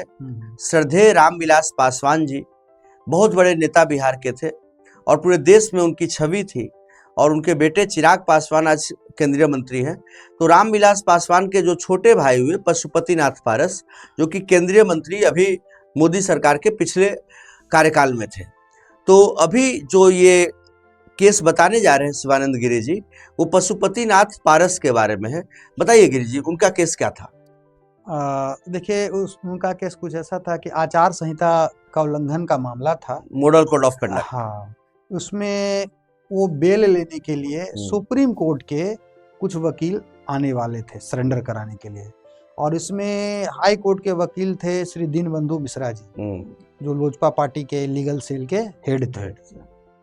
तो वो आए और बोले कि गिरी जी, ऐसा है ना कि हमको मंत्री जी को सरेंडर करा के बेल कराना है, और देखिए कि बेल हो जाना चाहिए, इज्जत वाली बात है, प्रतिष्ठा वाली बात है। तो मैं बोला कि ठीक है, कोई दिक्कत नहीं है, चलिए हम रिकॉर्ड पहले देख लेते हैं, क्योंकि मेरी आदत है, पहले मैं रिकॉर्ड देखता हूँ, रिकॉर्ड क्या कहता है उसके बाद ही मैं कुछ सलाह देता हूँ। मैंने रिकॉर्ड देखा तो मैंने मुस्कुराते हुए कहा कि सर, इसमें इनको बेल लेने की जरूरत नहीं है, चिंता नहीं करिए, मंत्री जी जेल नहीं जाएंगे। वो सरप्राइज्ड हो गए, बोले कि मिठाई खिलाएंगे आपको, बेल हो जाएगा। तो उनके बेल कराने की जरूरत ही नहीं पड़ेगी। तो कहाँ आपके दिल्ली के वकील साहब, बुलाइए उनको। तो 2-3 वकील आए थे, सब मोटा मोटा सोने का चैन पहने हुए, तो माहौल बना के, पूरा माहौल बनाए हुए थे कि भाई हाँ, आप कोई लोकल वकील रखे हैं कि नहीं मिश्रा जी? तो कहा गिरी जी हैं। हमसे पूछा गया कि ये 2017 की बात है कि आप कितना दिन से वकालत कर रहे हैं? तो मैंने बताया उस वक्त। तो बोले कि हो जाएगा ना बेल, ऐसा ऐसा। कि बेल कराने की इनकी ज़रूरत नहीं है। तो कह के नहीं, आप ही ज़्यादा जानते हैं, वारंट निकल गया, ये है। कहाँ से पढ़े हैं, कहाँ कहाँ, मैंने बताया। तो हम बोले आप कहाँ से पढ़े हैं? तो बताया कि कैम्ब्रिज यूनिवर्सिटी। बताया सर लंदन अमेरिका से पढ़ के आया है। ठीक है, अच्छी बात है, चलिए आज आप बहस कीजिएगा, आपकी बहस मैं सुन लूंगा, कैसा बहस करते हैं। Parshuram Singh Yadav MP MLA court में खड़े हुए, इंग्लिश में जो बोलना था 5 मिनट वो खूब बोले। जज साहब फाइल पलटे, एक ही बात उन्होंने बोला वकील साहब कि वकील साहब आप लगता है कि बाहर से आए हैं, यहाँ आप यहाँ के वकील नहीं है। बोले कि नहीं, मैं प्रैक्टिस सुप्रीम कोर्ट में करता हूँ। बोले कि आपने लोकल वकील नहीं रखा पटना सिविल कोर्ट का? तो बोले कि हाँ रखे हैं, गिरी जी है। तो बोले कि गिरी जी आप तो पुराने वकील हैं, आप पत्रिका में लिखते हैं, कानूनी सलाह छापते हैं, पत्रिका मुझे देते हैं, पढ़ते भी हैं, आप इनको नहीं बताया कि इनको बिल लेने की जरूरत नहीं? हमको बताया सर, लेकिन ये कहते हैं कि हम कैम्ब्रिज यूनिवर्सिटी से पढ़े हैं, आप हमसे ज्यादा नहीं जानते हैं। तो मैं चुप रह गया। तो क्या है मामला क्या था? आजकल जो नए लड़के आ रहे हैं ना, उनको थ्योरी पढ़ ले रहे हैं, और थ्योरी भी ऊपर ऊपर पढ़ रहे हैं, उनको सेक्शन आर्टिकल का भी ज्ञान नहीं, डेप्थ में नॉलेज नहीं, इन डेप्थ नॉलेज है ही नहीं। अब मैं बता दूं दर्शकों, LLB का डिग्री लेना और वकालत करना दोनों अलग चीज है। सही बात है। तो जज साहब बोले कि सर आप ही इनको बता दीजिए, आपकी बात पे ज्यादा इनको सेटिस्फेक्शन हो। बोले कि देखिए मैंने वारंट भेजा है गवाह को, इनका बेल नहीं टूटा है मंत्री जी का, जाइए आप पारस पशुपति पारस जी, आपको बेल लेने की जरूरत नहीं है। मैंने अगले डेट पर आप एक गवाह एक दीजिएगा, एविडेंस क्लोज करने के लिए पिटीशन, गवाह नहीं आएगा तो मैं गवाही बंद कर दूंगा, रिहाई कर दूंगा। वो चले थे बेल लेने के लिए, जज कह रहे हैं कि आपको रिहाई नहीं करने जा रहा हूँ। ये स्थिति थी। तब सोचे उस वक्त वकील साहब के चेहरे पे क्या हो गया होगा, कितनी बेइज्जती हुई होगी। एक चीज और मैं बताता हूँ, उसी घटना में जब बाहर आए तो लोग, जो एक वकील बजाते ड्रेस में आप हैं, लर्नेड पर्सन है, आप वो मंत्री जी जिंदाबाद, मंत्री जी जिंदाबाद कर रहे हैं, उनका पैर छू के आशीर्वाद ले रहे हैं, ये मुझे दिल पे बहुत चोट किया। सही बात है। कोर्ट के डेकोरम मेंटेन नहीं कर रहे हैं, झोला छाप वाला काम कर रहे हो वहाँ पे। कोई भी झोला छाप भी वकील होगा तो नहीं ऐसा करना चाहिए। झोला छाप वाला काम कर रहा है, एकदम नीचे स्तर की काम कर रहे हैं। उसी वक्त में उन जो सुप्रीम कोर्ट के वकील हैं, जो हाई कोर्ट के वकील आए थे, कुछ सिविल कोर्ट के वकील थे, चापलूसी करने के लिए मंत्री जी जिंदाबाद और उनका पैर छू रहे थे। तो मैं जाकर हाथ उनसे मिलाया, और हाथ मिलाया तो सारे लोग, भीड़ लग गई कि अरे सब लोग वकील पैर छू रहा है, ये हाथ मिला रहे हैं। वो मुझे गाड़ी में बैठा है और बातचीत हुई, शीशा बंद करके 10 मिनट। वो बोले कि आप आइए, आप मिश्रा जी के साथ, और आप हमारा पार्टी ज्वाइन करिए, हमारे साथ अधिकांश जो वकील जुड़े हुए हैं ना निकम्मे हैं, ये लाइन थी उनकी, आप आइए। तो मैं फिर कुछ दिन के लिए जुड़ा। उस वक्त मैं था, दुर्भाग्य से या सौभाग्य से जो कहे, जो मौका मिला, RJD पार्टी में था, लालू जी के पार्टी में था। अच्छा, RJD में भी थे लालू जी के पार्टी? मैं लीगल सेल का प्रवक्ता था। अच्छा, लालू जी के पार्टी। हाँ, लालू जी से मुलाकात हुई तो कैसा लगा आपको? अरे उनके यहाँ दही चूड़ा खूब तो लालू जी तो एक अलग, उनका बोली का ठेठ है, गाँव गवाई का उनका अलग अंदाज है, अलग उस वक्त अलग तरह की राजनीति उनकी थी। उस वक्त लोगों को एक नयापन कुछ लगता था, मतलब जाना, गरीब बच्चों को खुद नहलाना साबुन से, खुद उनका बाल कटिंग करना बनाना, ये सारी बातें थी। लेकिन बाद में जो इतना ज्यादा कास्टिज्म हुआ तो लगा कि उसमें हम एडजस्ट नहीं कर पाएंगे, मैं छोड़ दिया। राजनीति प्रसाद जो MP थे उस वक्त RJD पार्टी से, उन्होंने मुझे ज्वाइन कराया था। तो बाद में दीनबंधु मिश्रा सर बोले कि कहाँ आप हैं, आ जाइए इधर लोजपा में। तो लोजपा में जुड़ गए। रामविलास पासवान जी का एफिडेविट मैंने ही बनाया था, जो लोकसभा चुनाव, उनके डेथ करने के पहले जो चुनाव हुआ था, वो प्रॉपर्टी का डिक्लेरेशन देना था, एफिडेविट देना था, मैंने ही किया था। आज भी होगा वो अपलोड सोशल मीडिया पर, मेरा ही साइन है, उनका आइडेंटिफिकेशन मेरा ही किया हुआ। तो ये सारी बातें हैं, चला। तो बहुत सारे ऐसा मामला है जो मैंने देखा है, चल रहा है। बहुत सारे NGO और संगठन, एक मैं चाणक्य यूनिवर्सिटी में पैनल में हूँ, एक लीगल सर्विस क्लिनिक चलता है, बालसा का चलता है। तो उस वक्त मृदुला मिश्रा मैडम थी, chancellor vice chancellor, honourable justice, और सुनील दत्त मिश्रा मेंबर सेक्रेटरी थे, जो अभी जस्टिस हैं। वही मुझे अपॉइंट किए थे वहाँ। आज भी मैं हूँ पैनल में, चल रहा है। और चैलेंज लोक चाणक्य अदालत, मोबाइल लोक अदालत नेशनल वगैरह। यूनिवर्सिटी, क्योंकि मेरा आप भी अल्मा मेटर आप रहा तो है, वहाँ रहे, आप भी मैंने वहीं वहीं से पढ़े। पढ़ाई की है 5 साल BL-LLB बिल्कुल, की। एक चीज है, वहां से जो स्टूडेंट पढ़े हैं ज्यादातर जुडिशरी कंप्लीट किए हैं। हाँ, जो जो जजेस फैक्ट्री हो गया वो। हाँ हाँ, बहुत पिछले अच्छा रहा। 30th जो जुडिशरी का था 30वीं बैच, उसमें 110 सिलेक्शन था सिर्फ चाणक्य नेशनल यूनिवर्सिटी से। और चाणक्य जुडिशियल एकेडमी अपने कोचिंग से उस बार लगभग 66 लोग सेलेक्ट हुए थे, और अभी तक 550 जजेस, आप जानते हैं सारे लोगों को। बिल्कुल बिल्कुल बिल्कुल, कई जजेस तो मुझसे मिले, बातचीत हुई है, कई जजेस तो आपके मित्र हैं अभी भी, कुछ सिविल कोर्ट में, सदर कुछ वगैरह अलग सिविल अलग कोर्ट जगह में है, गायघाट वगैरह में, बढ़िया। दानापुर। गिरी जी ये बताइए कि क्योंकि आप क्रिमिनल लॉयर और बड़े फेमस क्रिमिनल लॉयर हैं, तो कभी ऐसा हुआ कि कोई क्रिमिनल आपको धमकी दे दिया हो? मैं एक एग्जांपल देता हूँ, हुआ था। एक छोटे से बात में बोला कि तुम मुझे जानते नहीं हो, मैं क्रिमिनल हूँ, मैं बड़का क्रिमिनल हूँ। तो कहा कि भाई साहब, मैं क्रिमिनल का वकील हूँ, और चाहे बेउर जेल हो चाहे फुलवारी जेल हो, मेरे कम से कम 100-200 क्लाइंट वहाँ हैं और अच्छे अच्छे क्लाइंट हैं। मुझे कुछ कहने की जरूरत नहीं पड़ेगी, खाली मैं कह दूंगा कि मैं तुम्हारा फ्री में केस लड़ दूंगा, मैं जो कह दूंगा वो कर देगा। सही बात है। ये मैंने कहा तो उसकी पैंट गीली हो गई। मैंने ऐसा केस देखा है क्रिमिनल का कि जिनका 100 से 150 से ज्यादा मर्डर का केस चल रहा है उस पर। अभी हाल ही में उस एक व्यक्ति का मैंने रिहाई करा है, 100 से ज्यादा मर्डर का ऑफेंस है उस पर।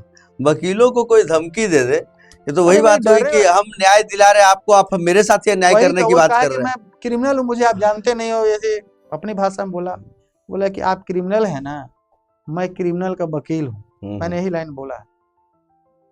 और आपका बगल में बेउर जेल है, फुलवारी जेल है, जाके पता कर लीजिए। और कम से कम 100-200 व्यक्ति जो क्रिमिनल हैं हमारे क्लाइंट हैं।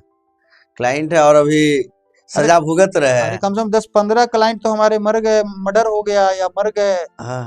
लालू यादव के टाइम में हमारा बहुत सारा ब्रीफ खत्म हो गया, बहुत सारे केसेस उस पे थे। सही बात है। उसमें तो लालू जी के टाइम में एक तरह से अपराध चरम सीमा पे था, और हाईकोर्ट ने ऑब्जर्व कर दिया था कि जंगल राज, वो टर्म किसी राजनीतिक व्यक्ति ने नहीं दिया था, पटना हाईकोर्ट ने टर्म दिया था जंगल राज का। तो लालू जी उभरे थे एक जबरदस्त नेता के रूप में 90 में जब मुख्यमंत्री बने, तो लेकिन वो कास्टिज्म लाइन पे आ गए, उनके ऊपर जो ये चिपक गया कि भूरा बाल साफ करो, तो यहाँ से उनकी राजनीति गड़बड़ हो गई। और नीतीश कुमार यही उनके लूपहोल को वो कैप्चर कर लिए, और उन्होंने सर्व समाज को लेकर के उन्होंने, और देखिए 20 साल से सत्ता से हट ही नहीं रहे। एक मैं बताता हूँ, एक मेरे क्लाइंट थे, वो गोस्वामी ही था, कई केस का वो अपराधी था, बेउर जेल में बंद। उसकी माँ अपना घर मकान बेच के रिहाई करवाई, पैसा खर्च कर चुकी थी, नहीं हुआ था, तो बाद में मेरे पास आया तो मैंने बेल करवा दिया, कस्टडी के ग्राउंड पर ही हो गया था बेल। अब बेल हुआ, दुर्भाग्य बेल होकर बाहर निकला और 2 दिन के बाद उसकी हत्या हो गई। मुझे इकलौता लड़का था वो माँ बाप का, मैंने कहा कि भाई क्यों छोड़वाई, जेल में रहने देती, उसका जान बचा रहा था। तो बहुत सारे जो हेनियस क्रिमिनल हैं, जेल में ही उनकी सुरक्षा है, जेल से बाहर निकलने के बाद खत्म है। लॉरेंस बिश्नोई को देख लीजिए, जेल से बाहर वो कभी केस अपना पिटीशन फाइल ही नहीं करवाता है, वो तो जेल ही में ठीक है। लॉरेंस बिश्नोई का तो आपने बताया कि आपके एडवोकेट भी रहे हुए हैं पहले। वो नहीं, वो लॉ की पढ़ाई कंप्लीट डिग्री कहाँ हो पाई। वो चंडीगढ़ यूनिवर्सिटी से लॉरेंस बिश्नोई के बारे में बहुत रेयरेस्ट ऑफ रेयर लोग जान रहे हैं कि वो एकदम बड़ा सही लड़का था, और वो लॉ की पढ़ाई चंडीगढ़ यूनिवर्सिटी से कर रहा था, और हमारी मुलाकात है उससे 3-4 बार। और मुझे जब भी मुलाकात हुई, वो इतना सभ्य और इतना सुशील सही लड़का था। अभी तो उसका क्या से क्या उसका इमेज बन गया, वो कभी मच्छर भी नहीं मारा होगा, बस मक्खी भी नहीं मारा होगा, और आज वो इतना भी ड्रेडेड गैंगस्टर बन गया, उसको हालात ने उसको बना दिया। हम लोग कभी थ्योरी ऑफ पनिशमेंट पे भी बात करेंगे गिरी जी अगली बार, जिसमें कि इंडिया में जैसे रिफॉर्मेटिव थ्योरी है, डेटरेंस उतना नहीं है, लोग जेल जाने से डरते नहीं है। एक वीडियो वायरल हुआ जिसमें कि अक्यूज कह रहा है आज जेल बा, कल बेल बा परसों से वही खेल बा, ठीक है, तो डर ही नहीं लग रहा। जेल को अपना ससुराल समझता है। ससुराल समझ लिया। यही दुबई में चले जाइए, सऊदी अरब में चले जाइए, डेटरेंस इतना ज्यादा है, आई फॉर एन आई वाली बात है। आप गोली मारे आपको भी गोली मार देंगे, रेप के प्राइवेट पार्ट काट देंगे। तो उसमें क्या होता है कि खौफ है, वो डरा हुआ होता है कि हम कुछ करेंगे तो मेरे साथ ये हो जाएगा।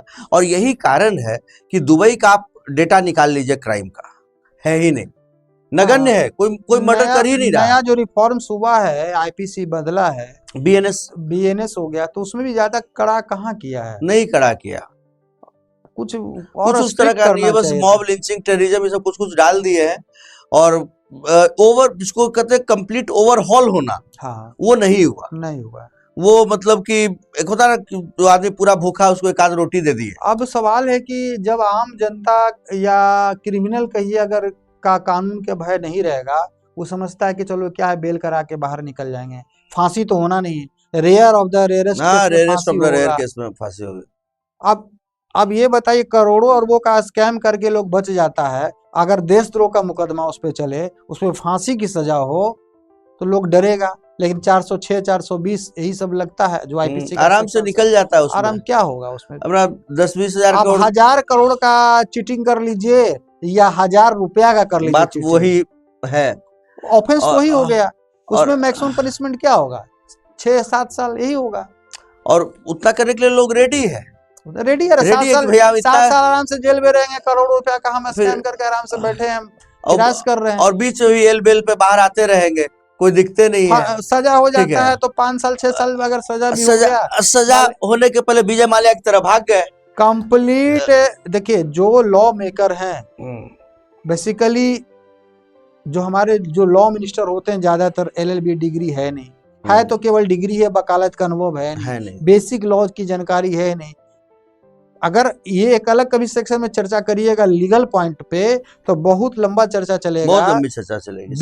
बीएनएस, भारतीय साक्ष्य अधिनियम, आईपीसी, सीआरपीसी, एविडेंस एक्ट, इसमें कहाँ कहाँ क्या क्या गलतियां हैं, कहाँ क्या क्या बदलाव है, बहुत सारी त्रुटि है।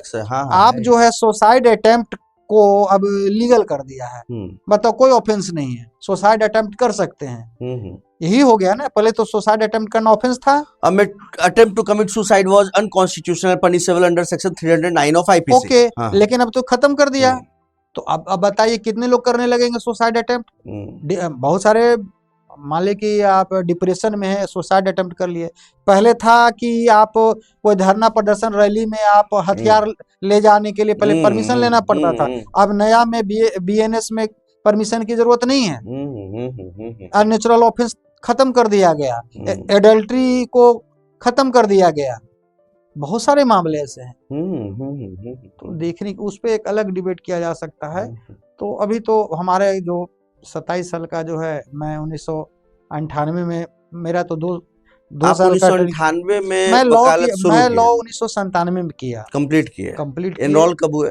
एनरोल्ड हुए 1999 में, 21/4/1999। 2 साल का गैप किस चीज में हुआ? 2 साल ट्रेनिंग चला। उस वक्त ट्रेनिंग 2 साल के लिए ट्रेनिंग लाया था।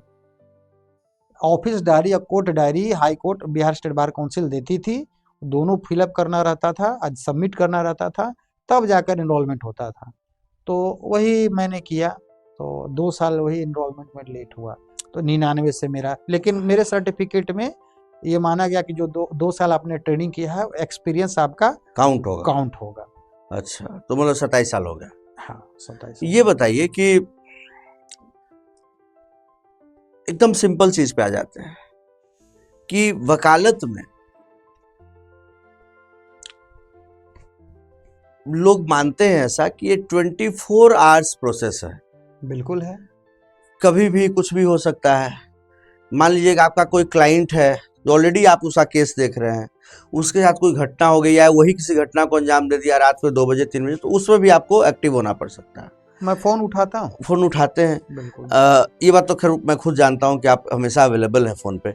ये बताइए कि ऐसे में आप अपने आप को कैसे बैलेंस रख पाते हैं, क्योंकि to be on the toes for 24 hours continuously it's not an easy. मैं बता देता हूँ, वकील का अपना कोई लाइफ नहीं है। वकील का जो भी लाइफ है वो पूरी तरह से क्लाइंट के लिए है। मैं अपनी बात बता दूं कि मेरी अपनी बहन, बड़ी बहन डेथ कर गई थी, घर में डेड बॉडी पड़ा हुआ था। मैं घर में डेड बॉडी छोड़कर कोर्ट गया और कोर्ट में बेल करा करके 2 गवाही करा करके शाम में आया और तब फिर शाम में डेड बॉडी गई डिस्पोजल के लिए, जलाने के लिए। मैंने वैसा भी समय फेस तो किया बहुत बड़ी बात कह रहे हैं आप। मैं अपनी माँ की बात बताता हूँ।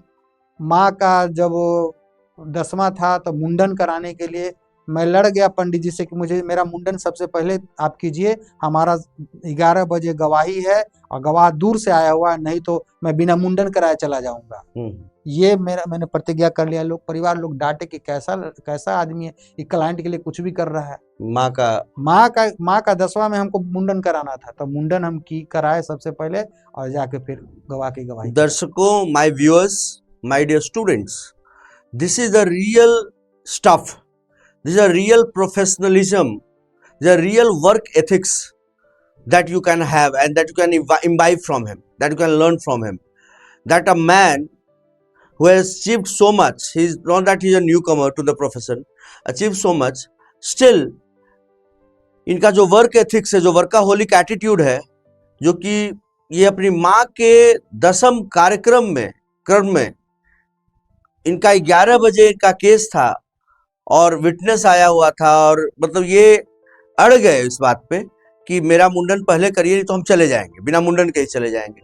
बहन की अर्थी रखी हुई थी घर में, आंगन में, और ये केस के लिए चले गए और फिर केस से लौट करके आते तब वहां से फिर शमशान घाट जाते।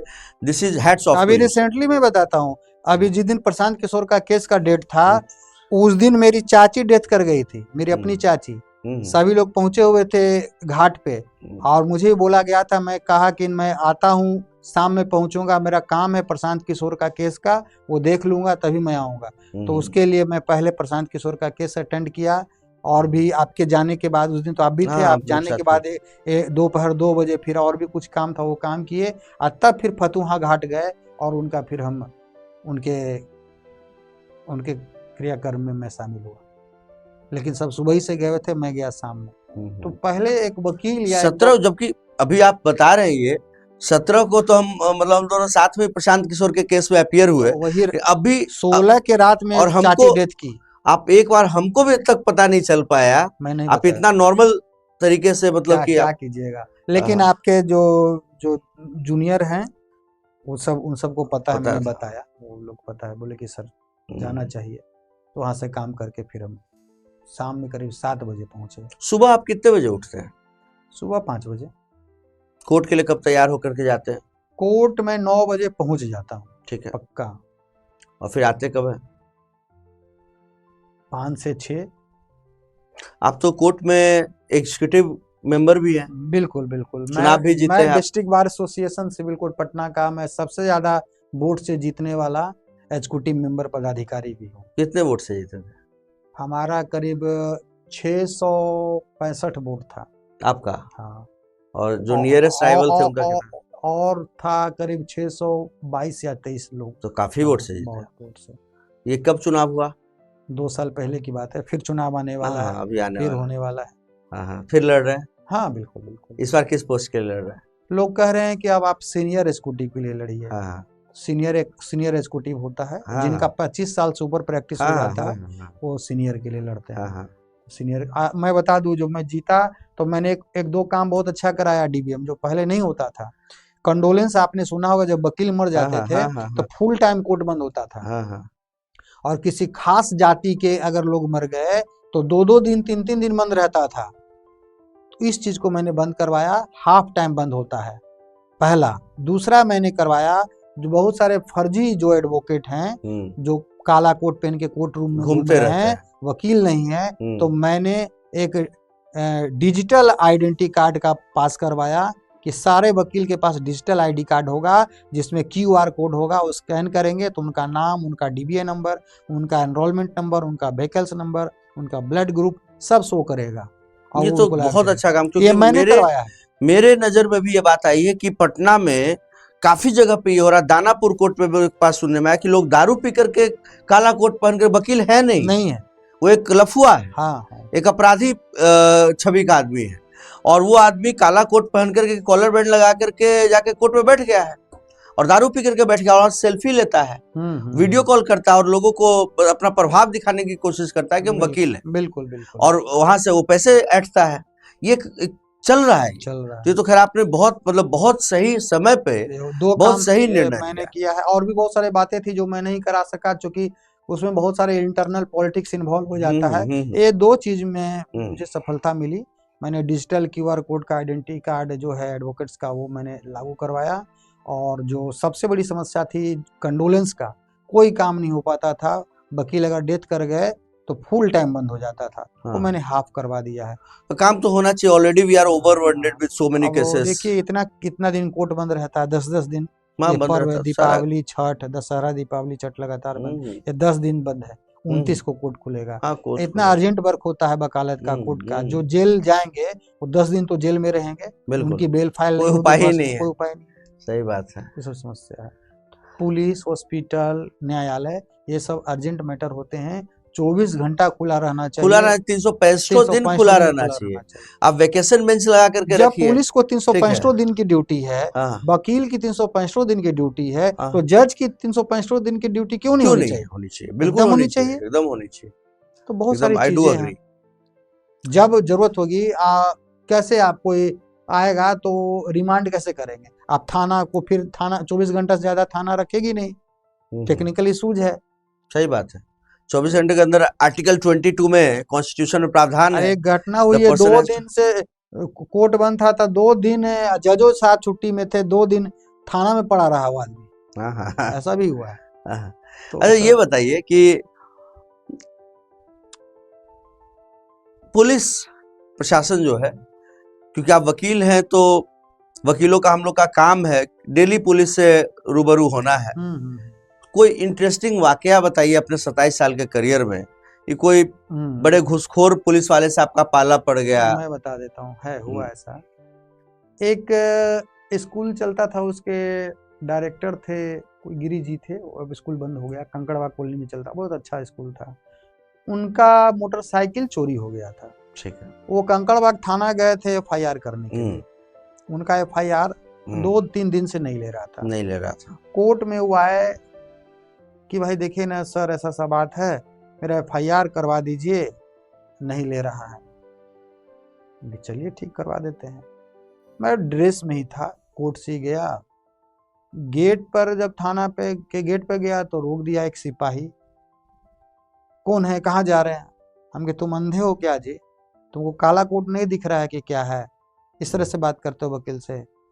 वो तो सब तो काला कोट पहनता, सब तुम काला कोट पहनते हो। चलो हटो। तो गए, अंदर में गए तो सब इंस्पेक्टर 2-3 बैठे हुए थे, कुछ सिपाही बैठे हुए थे। हम बोले कि गिरी जी इनको दीजिए, आप FIR की कॉपी दीजिए, अपना आवेदन। तो क्या बात है, कैसे ऐसे हुट करके बात करता है? तुम कि FIR करना है, कॉपी ले लीजिए। किस चीज का है, क्या है, पढ़ के बताइए। हम क्या, हिंदी में ही लिखा हुआ, अंग्रेजी में नहीं लिखा हुआ है। हम जानते हैं कि आपको अंग्रेजी पढ़ने नहीं आता होगा, आप पढ़ लीजिए। पिनक गया। तब आप कुर्सी है नहीं दिया हमको, हमके कुर्सी दीजिए बैठने के लिए। तो यहाँ कुर्सी नहीं मिलता है बैठने के लिए। जो काला कोट देखकर भी वो थोड़ा उल्टा रिएक्शन देता है। तो मुझे पढ़ के सुनाइए पहले, क्या है। पढ़ दिया तो कहा चलाइए देखिए, उड़ा दिया उसको। कहा कि नहीं हम नहीं लेते हैं, जाइए जो करना कर लीजिए। नहीं लेंगे FIR, क्या कर लीजिएगा, जाइए। हम कि तुम्हारा बैच नंबर क्या है, बता तो रहे, तुम्हारा नाम क्या है, बैच नंबर क्या है, ऐसे बोले। तो हाँ मेरा बैच नंबर पूछ रहे हैं। हम गिरी जी क्या बैच नंबर नोट करिए। तो क्या नाम है तुम्हारा? तुम अपना नाम लाइन बताओ, तुम बताओ, अब बैच नंबर बताओ अपना। लिखे तो डायरी लिखने लगे। पिनक गया, मेरा बैच नंबर मांग रहे हैं, कर हल्ला। साले तुम लोग बदतमीजी करते हो, बुखार छोड़ा देंगे। यही बहुत भाषा भसी होने लगा। तो इस वक्त आ गए सुजीत जी, उस वक्त इंस्पेक्टर थे।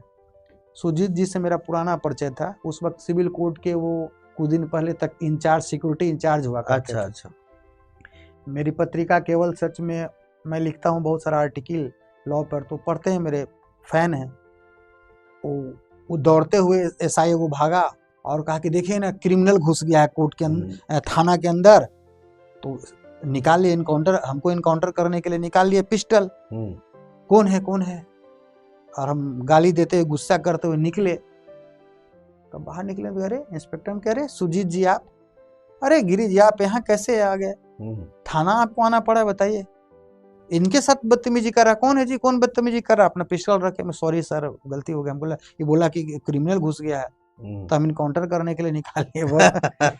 हम देखिए आपका थाना का क्या हाल है, कौन है जी, तो बोले कि वो चौधरी जी है सर, वो भाग गए, आपको आए तो देख के भाग गए हैं, पीछे भाग गए हैं खेत में। वो इंस्पेक्टर, सब इंस्पेक्टर भाग गया। किस थाने की बात है? कंकड़बाग थाने की, कंकड़बाग थाने की बात बता रहे हैं। तो बुलाया कि क्या बात है सर, कैसे कैसे क्या है, चेंबर में बुलाया। वो पहले बोले कि देखिए सर आप वकील हैं, आपके साथ थाना में इतना प्रॉब्लम हो रहा है, हमको बहुत शर्म आता है कि हमारे सबऑर्डिनेट लोग इतने निकम्मे लोग हैं, एकदम कोई मैनर नहीं है। आप इतने बड़े आदमी, इतने बड़े वकील होके कोर्ट आए हैं, आप थाना, आप कोर्ट थाना है, आप कोर्टे में कह दिए रहते। हम के जयप्रकाश सिंह उस वक्त पीपी हुआ करते थे, हम के बोलेंगे उन्हीं को कि आप लोग की स्थिति क्या है। तो नहीं सर अब तो बहुत गलती हो गई है। एक यादव जी को बुलाया, बोले कि इनका FIR लीजिए और एक डिप्यूट करिए SI, इनका इन्वेस्टिगेशन करिए कि क्या मामला है। बुलाए, चैम्बर में बैठाए, चाय पिलाए, पानी पिलाए, आधा घंटा बातचीत हुआ और सबसे परिचय कराया कि आप गिरी जी को नहीं जानते हैं, किताब इनका निकलता है, आप लोग पढ़ते हैं। आप तो विधि विमर्श में भी इतने सारे आर्टिकल लिख रहे हैं, आप उप संपादक हैं। और आप प्रधान संपादक उसमें। तो ये भी मजेदार की चीज है, विधि विमर्श जो है ना, जस्टिस की जो थे, पहले बालसा के मेंबर सेक्रेटरी थे, अभी जस्टिस हैं, तो उन्होंने कहा कि आप लॉ पर भी किताब निकालिए। तो उसी वक्त विधि विमर्श हम लोगों ने निकाला, स्टार्ट किया, फिर आप जुड़ गए, उसके प्रधान संपादक बने और चल रहा है, अच्छा चल रहा है। तो ये सब एक कहानी है। और अभी तो जो 29 और 30 नवंबर को हम लोग अखिल भारतीय अधिवक्ता कल्याण समिति का जो इतना बड़ा कार्यक्रम constitution club of India Delhi में कर रहे हैं, संसद भवन के ठीक बगल में, और उसमें मुझे अभी धर्मनाथ जी ने जो एक्स वाइस चेयरमैन रहे हैं बार बिहार बार काउंसिल के, हमको राष्ट्रीय उपाध्यक्ष बनाए हैं, और आप भी उसमें पदाधिकारी संगठन मंत्री हैं। तो उसमें भी हम लोग चलेंगे और बिल्कुल बिल्कुल पूरे इंडिया से, हर राज्य से, यूनियन टेरिटरी से, हर जगह से वकील आ रहे हैं, काफी संख्या में, और प्रोमिनेंट लॉयर्स आ रहे हैं। और उसमें लॉयर्स, जजेस, जो रिटायर्ड जजेस हैं, सिटिंग जजेस तो आ नहीं सकते, प्रोटोकॉल है, लेकिन रिटायर्ड जजेस, और जो हम लोग एक न्यायार्थी प्रकोष्ठ भी बनाए हैं, वो लोग भी आएंगे। सारे लोग आ रहे हैं और बड़ी बहुत अच्छी व्यवस्था की गई है। और हम लोग वहाँ पर 29-30 नवंबर को एक भारत के इतिहास में, वकीलों के इतिहास में एक स्वर्णिम काल, मतलब स्वर्णिम दिन लिखेंगे उस दिन। बिल्कुल बिल्कुल, बहुत अच्छी चीज है। और एडवोकेट प्रोटेक्शन एक्ट की मांग हम लोग का सबसे पहला मुद्दा है कि गिरफ्तारी के पहले बार एसोसिएशन से परमिशन लीजिए, तभी वकील की अरेस्टिंग होनी चाहिए। और अरेस्टिंग में कोई हैंडकफ नहीं होना चाहिए। बात करिए, क्रॉस द टेबल बैठ करके बात करिए, एक सौहार्दपूर्ण वातावरण में, एक डिग्निफाइड तरीके से आप ट्रीट करिए वकील को।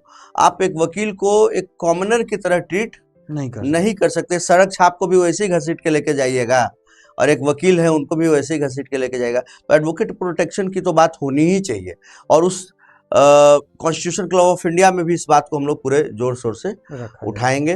धर्मनाथ जी हैं, रणविजय जी हैं, हम हैं, आप हैं, और भी उसमें बहुत सारे लोग जुड़े हुए हैं। अम्बेडकर लॉ कॉलेज के चेयरमैन हैं, अम्बेडकर लॉ कॉलेज के चेयरमैन जुड़े हुए हैं, दूरदर्शन बिहार के पहले डायरेक्टर ओम प्रकाश जमुआर जी जुड़े हुए हैं, ठीक है, काफी अच्छे अच्छे लोग जुड़े हुए हैं। पुराने जो रिटायर्ड जजेज हैं हाई कोर्ट, सुप्रीम कोर्ट के, वो लोग भी उसमें जुड़े हुए हैं। तो सब लोग मिल करके एक दिन 29 और 30 नवंबर को पूरे दिल्ली में वो लॉयर्स की सबसे बड़ी बैठक बुलानी है, और सब लोग आ ही रहे हैं। हिस्ट्री बनेगा, टिकट वगैरह तो हो ही गया सबका, रहने खाने का तो मैं ही इंतजाम करवा रहा हूँ वहाँ पे। जो भी बिहार से जा रहे हैं, जितने जाएंगे, उनका रहने का, होटल में खाने का सारी व्यवस्था मेरे तरफ से फ्री ऑफ कॉस्ट वकीलों के लिए बहुत बढ़िया की गई है। आप वकील के लिए इतना कर रहे हैं, लड़ाई लड़ रहे हैं, अपनी कम्युनिटी के लिए तो करना ही पड़ेगा। हर कोई अपने कम्युनिटी के लिए कर रहा है, तो हम अपने कम्युनिटी के लिए क्यों नहीं करें? बिल्कुल बिल्कुल, जरूर जरूर, इसके लिए आप बधाई के पात्र हैं।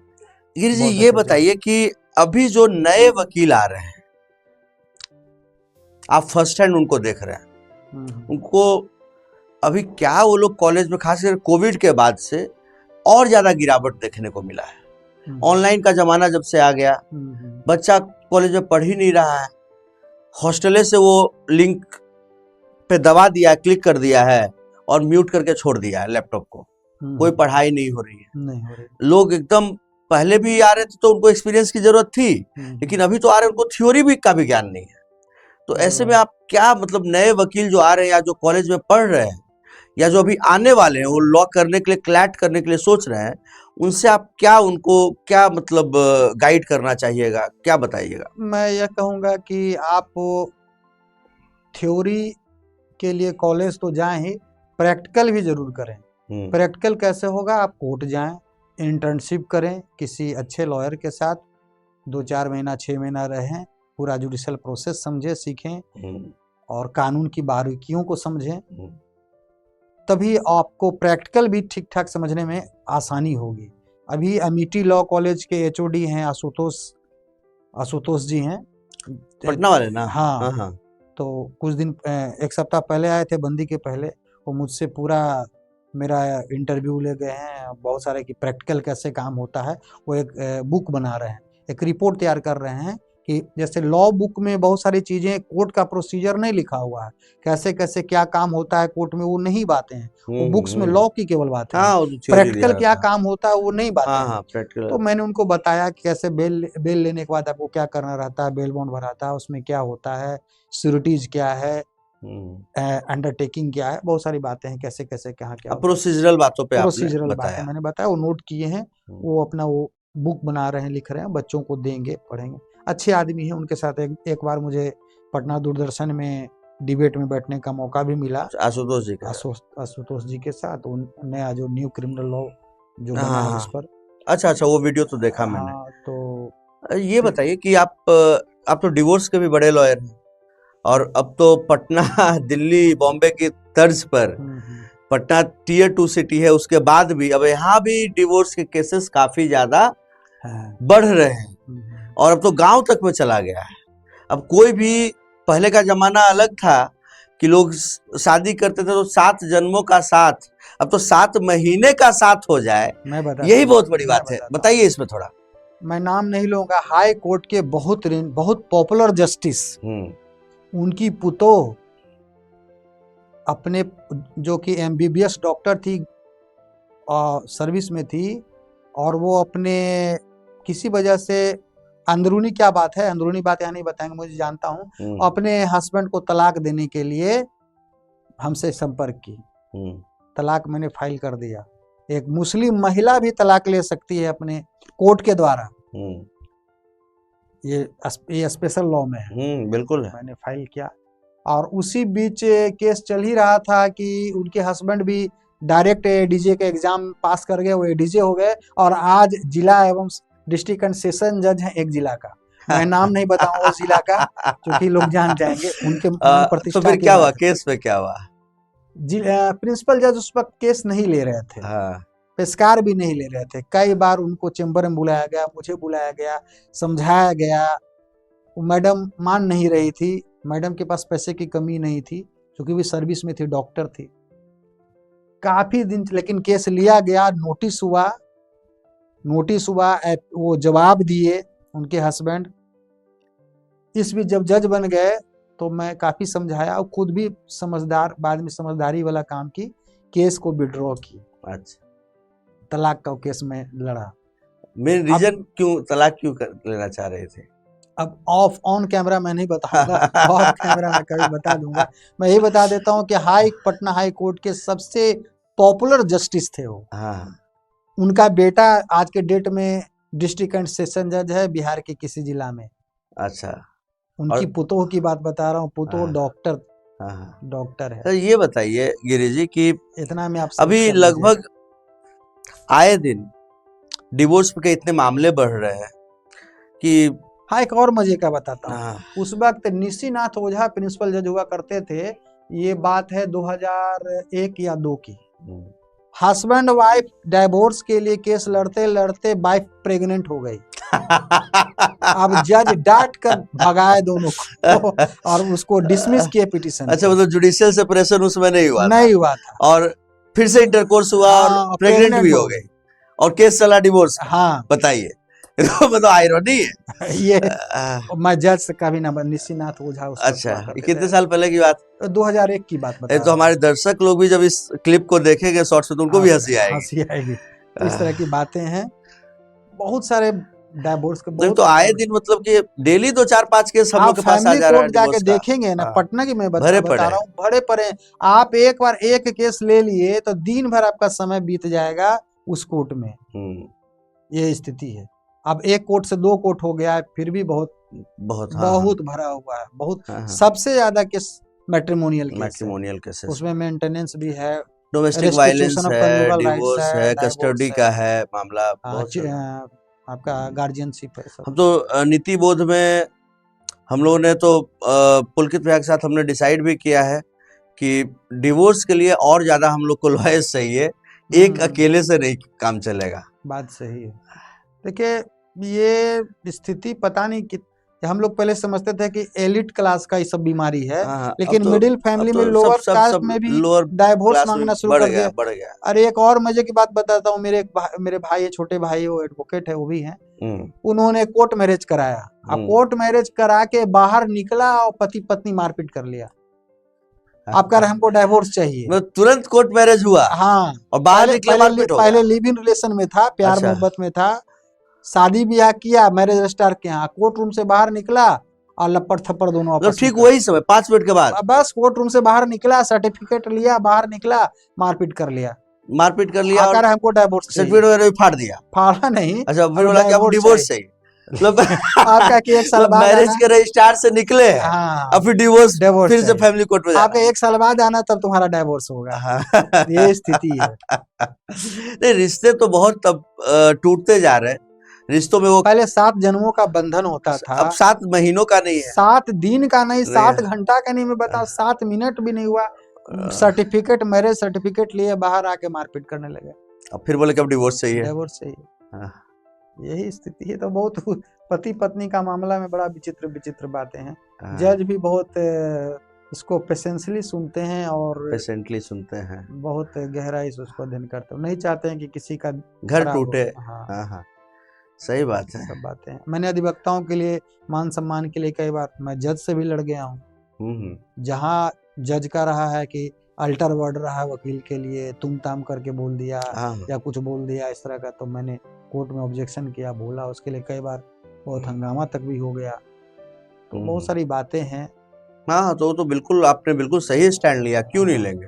वकील का अगर आप जज हैं, bar and bench both are complementary to each other. बिल्कुल। आप हमारे बिना कुछ नहीं है और आपके बिना हम भी कुछ नहीं है, दोनों को मिलकर चलना पड़ेगा। है कि नहीं, हम ज्यादा इंटेलिजेंट इसलिए जज हैं और अगला कम पढ़ा लिखा, कम जानकार है, इसीलिए वो वकील है। ये गलतफहमी है। ये गलत, आप लोअर कोर्ट के जज है भैया, और ये लोअर कोर्ट से वकील प्रैक्टिस करके हाई कोर्ट पे आपके सुपीरियर बन सकते हैं, हाई कोर्ट के जज बन जाएंगे। आप उनको रिपोर्ट करिएगा, आप सैल्यूट मारिएगा। तो बार और बेंच का वही ना बात है। एक मैंने बोला है कोर्ट, एक मामले में एक नए वकील थे, मतलब 7 साल प्रैक्टिस हो गया था, उनको कोर्ट बोल दिया ये तुम खाप पंचायत बना लिए हो, जब मन करेगा ये कहोगे, जब मन कर, तो बेचारे चुप होंगे, मैडम ऐसे क्यों बोल रही हैं, ये वकील हैं, आप अभी मजिस्ट्रेट हैं, एडीजे का एग्जाम देंगे तो डायरेक्ट एडीजे बन जाएंगे, अभी आप मजिस्ट्रेटे रहिएगा। सही बात है। ऐसा बहुत सारा घटनाक्रम हुआ है। अभी पिछले साल का मेरा दोस्त लोग जो जज है 29वीं बैच में, उन लोगों ने बताया कि कुछ लोग उनके कोर्ट में प्रैक्टिस करते थे और वो लोग एडीजे दिए, अभी एडीजे बन गए, मैं बता देता हूं, मैं 26वीं जुडिशरी में इंटरव्यू से वापस आया। 26वीं जुडिशरी में सर गणेश दत्त पाटलिपुत्रा स्कूल में मेरे सामने एक आज इसके डेट में वो जज हैं, उनकी कॉपी छीना गई थी, सीजीएम साहब कॉपी छीन दिए थे, आधा घंटा रोक के रखा गया। बाद में लोग बताया कि नहीं, इनके पिताजी जज हैं, आप ऐसा है, उनको छोड़ दीजिए, कॉपी छोड़ दिया गया और लोग जज बने। अच्छा, अभी जज है वो? जज है, तो मजिस्ट्रेट थे, जज बन गए, प्रमोशन हो गया जज। 26वीं जुडिशरी के अधिकांश अब लोग तो जो सब है, एडिशनल डिस्ट्रिक्ट जज है। हाँ, आपके वो जो आपके भाई हैं सबसे टॉपर हैं 26वीं जुडिशरी के रैंक में। अक्षय सिंह। अच्छे से अक्षय मैं भैया उनको मानता हूँ। अभी तो ज्वाइंट रजिस्ट्रार बन गए पटना हाई कोर्ट बहुत के। बहुत अब बहुत सोबर माइंड का, बहुत पोलाइट है, और नॉलेज बहुत अच्छी है। रैंक 1 26वीं के, और बहुत टैलेंटेड आदमी और बहुत शालीन। हाँ, बहुत बढ़िया। तो लास्ट बातें हैं। लास्ट लेग में शिवानंद भाई हम लोग हैं, और लास्ट लेग में जो मेरा सवाल आपसे, एक दो सवाल अब बस बचे हैं इस पॉडकास्ट के।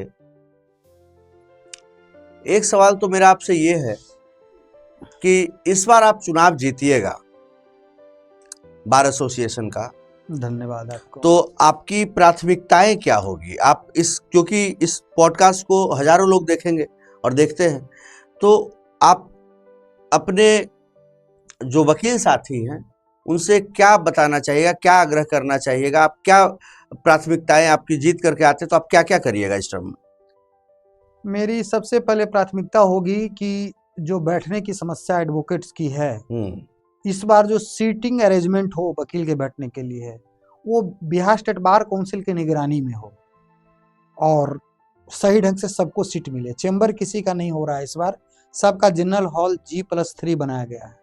जो भी अंडर कंस्ट्रक्शन है दिसंबर या जनवरी तक हो सकता है कि हम लोग को हैंड ओवर हो, तो सबको बैठने की सीट मिल जाए। दूसरी, मैं जिला जज से, रजिस्ट्रार से मैं मांग करूंगा कि एक वाईफाई तो हम लोग के यहाँ लगेगा ही, जो हम लोग नेट से चेक करते हैं केस का स्टेटस वगैरह क्या है, एक मशीन आता है जैसे हाई कोर्ट में लगा हुआ, वो मशीन हमारे कैंपस में भी लग जाए, ताकि हम लोग जिसके पास आप एंड्रॉयड मोबाइल नहीं है जिस वकील के पास, वो वहाँ मशीन से चेक कर लें कि हमारा केस किस स्टेज पे है, क्या है। हाँ, वो हाँ, चेक कर लें। दूसरी बात, वाईफाई, फ्री वाईफाई हो, सोलर एनर्जी का ऊपर पैनल हो। और इसके अलावे ये हम लोग का है कि जो जितने वकील हैं जो रेगुलर प्रैक्टिशनर हैं, उनका DBA नंबर एनरोल्ड हो रजिस्ट्रार के यहाँ फाइलिंग काउंटर पे। कुछ लोगों का ही है फाइलिंग काउंटर पे एनरोलमेंट, उन्हीं के सिग्नेचर होगा तब फाइलिंग होगा, नहीं तो नहीं होगा। तो ये बातें हैं। और डिस्प्ले लगे किस कोर्ट में किस ADJ के हाथ से कितना ABP या BP किस स्टेज पे चल रहा है, तो ये हम लोग अपने ऑफिस से देख सकें। और जो बिल्डिंग बन रही है उसके जस्ट अपोजिट साइड में G7 बिल्डिंग कोर्ट की बनी हुई है, तो एक कनेक्टिविटी के लिए एक हाँ, एक बने गैलरी बने, एक पाथवे दोनों कनेक्टेड हो, एक बिल्डिंग से दूसरे बिल्डिंग, जैसे हाई कोर्ट में कैसे है, हाँ, सब कनेक्टेड है। तो हमारे G7 बिल्डिंग से कनेक्ट हो G7 बिल्डिंग कोर्ट का, G7 बिल्डिंग से कनेक्ट हो SDGM बिल्डिंग का, SDGM बिल्डिंग से कनेक्ट हो DJ बिल्डिंग का, और DJ बिल्डिंग से कनेक्ट होते होते CGM बिल्डिंग तक आए, और CGM बिल्डिंग से कनेक्ट होकर बगल में सिविल सर्जन का जो कैंपस है जगह, वहाँ भी बिल्डिंग कोर्ट का बन रहा है, वहाँ कनेक्टिविटी हो जाए। और जो गंगा पथ पे जो पुल है उससे एक कनेक्टिविटी कोर्ट से पुल पे आने जाने के लिए मरीन ड्राइव बहुत आसान हो जाएगा, एक आसान हो जाएगा। तो वकील के लिए आसान हो जाएगा। मान ले दानापुर कोर्ट से आ रहे हैं, पटना सिटी कोर्ट से सारे कोर्ट में मूव कर सकते हैं, एक दिन में सीधे आ जाएंगे। नहीं तो गांधी मैदान जाना बहुत मुश्किल है। उस दिन आपसे मिल करके हम निकले, हाँ, प्रशांत किशोर वाले मैटर के दिन, चीफ जस्टिस साहब इंतजार कर रहे थे, तो कांग्रेचुलेटरी मैसेज अपना दे दिए अपने अखिल भारतीय अधिवक्ता कल्याण समिति के लिए। इन पर्सन मेरी मीटिंग थी, मेरी मीटिंग छूट गई, हम मिल नहीं पाए क्योंकि लेट हो गया, इतना जाम लगा हुआ था डाक बंगला चौराहे पे। सही बात है। तो एक चीज और करिएगा इसमें, मेरे तरफ से एक सुझाव है कि लड़कियों के लिए जो महिला वकील है, टॉयलेट की व्यवस्था नहीं है सही से, अभी नहीं है, लेकिन जो नई बिल्डिंग बन रही है ना, उसमें है, अच्छे से हो। क्योंकि बहुत सारे मेरे जो कलीग्स हैं या जूनियर्स हैं या फिर स्टूडेंट्स वगैरह अपने इंस्टीट्यूट के रहे हैं, तो उनका मैंने देखा है कि वो लोग जजेस के चैम्बर में रिक्वेस्ट करके जाते हैं। बहुत भीषण समस्या है जो बता रहे हैं ना, बहुत बड़ी समस्या है। लड़कों को समस्या हो रही है तो लड़कियों का तो छोड़ ही दीजिए। बिल्कुल बिल्कुल बिल्कुल बहुत बड़ी समस्या है। बाथरूम का, वॉशरूम का, प्लस पार्किंग का। पार्किंग का अभी देखिए दुर्भाग्य की बात है, इतनी बड़ी बिल्डिंग एडवोकेट्स के बैठने के लिए बन रही है, लेकिन पार्किंग का बेसमेंट नहीं दिया है। अगर बेसमेंट बना दिया रहता तो पार्किंग की समस्या सॉल्व हो जाती और कई दुकान हो जाते उसमें, कई होटल्स हो सकते थे, दुकान जिसमें बैंक आ सकता था, सब कुछ आपका कम से कम 25 को दुकान हो जाता, कैफेटेरिया ये सब बढ़िया कैफेटेरिया बनाना हो चाहिए था। साकेत दिल्ली के किसी भी डिस्ट्रिक्ट कोर्ट में चले जाइए तो सब कुछ इन हाउस है, हो जाता और उससे आमदनी होता तो रिच हो जाता, डीबीए पटना रिच हो जाती, लेकिन बेसमेंट नहीं बनाया है। बेवकूफी तो ये गलती है, विजन की कमी है। लोग आज 2025 के हिसाब से बनाए, 2035 के हिसाब से। बिहार सरकार के भवन निर्माण विभाग को सलाह लेना चाहिए था, हमारे डीबीए के प्रेसिडेंट मेंबर्स थे, प्रेसिडेंट से, सेक्रेटरी से, प्राधिकारीगण थे, उनसे मिलना चाहिए, सलाह लेना चाहिए था।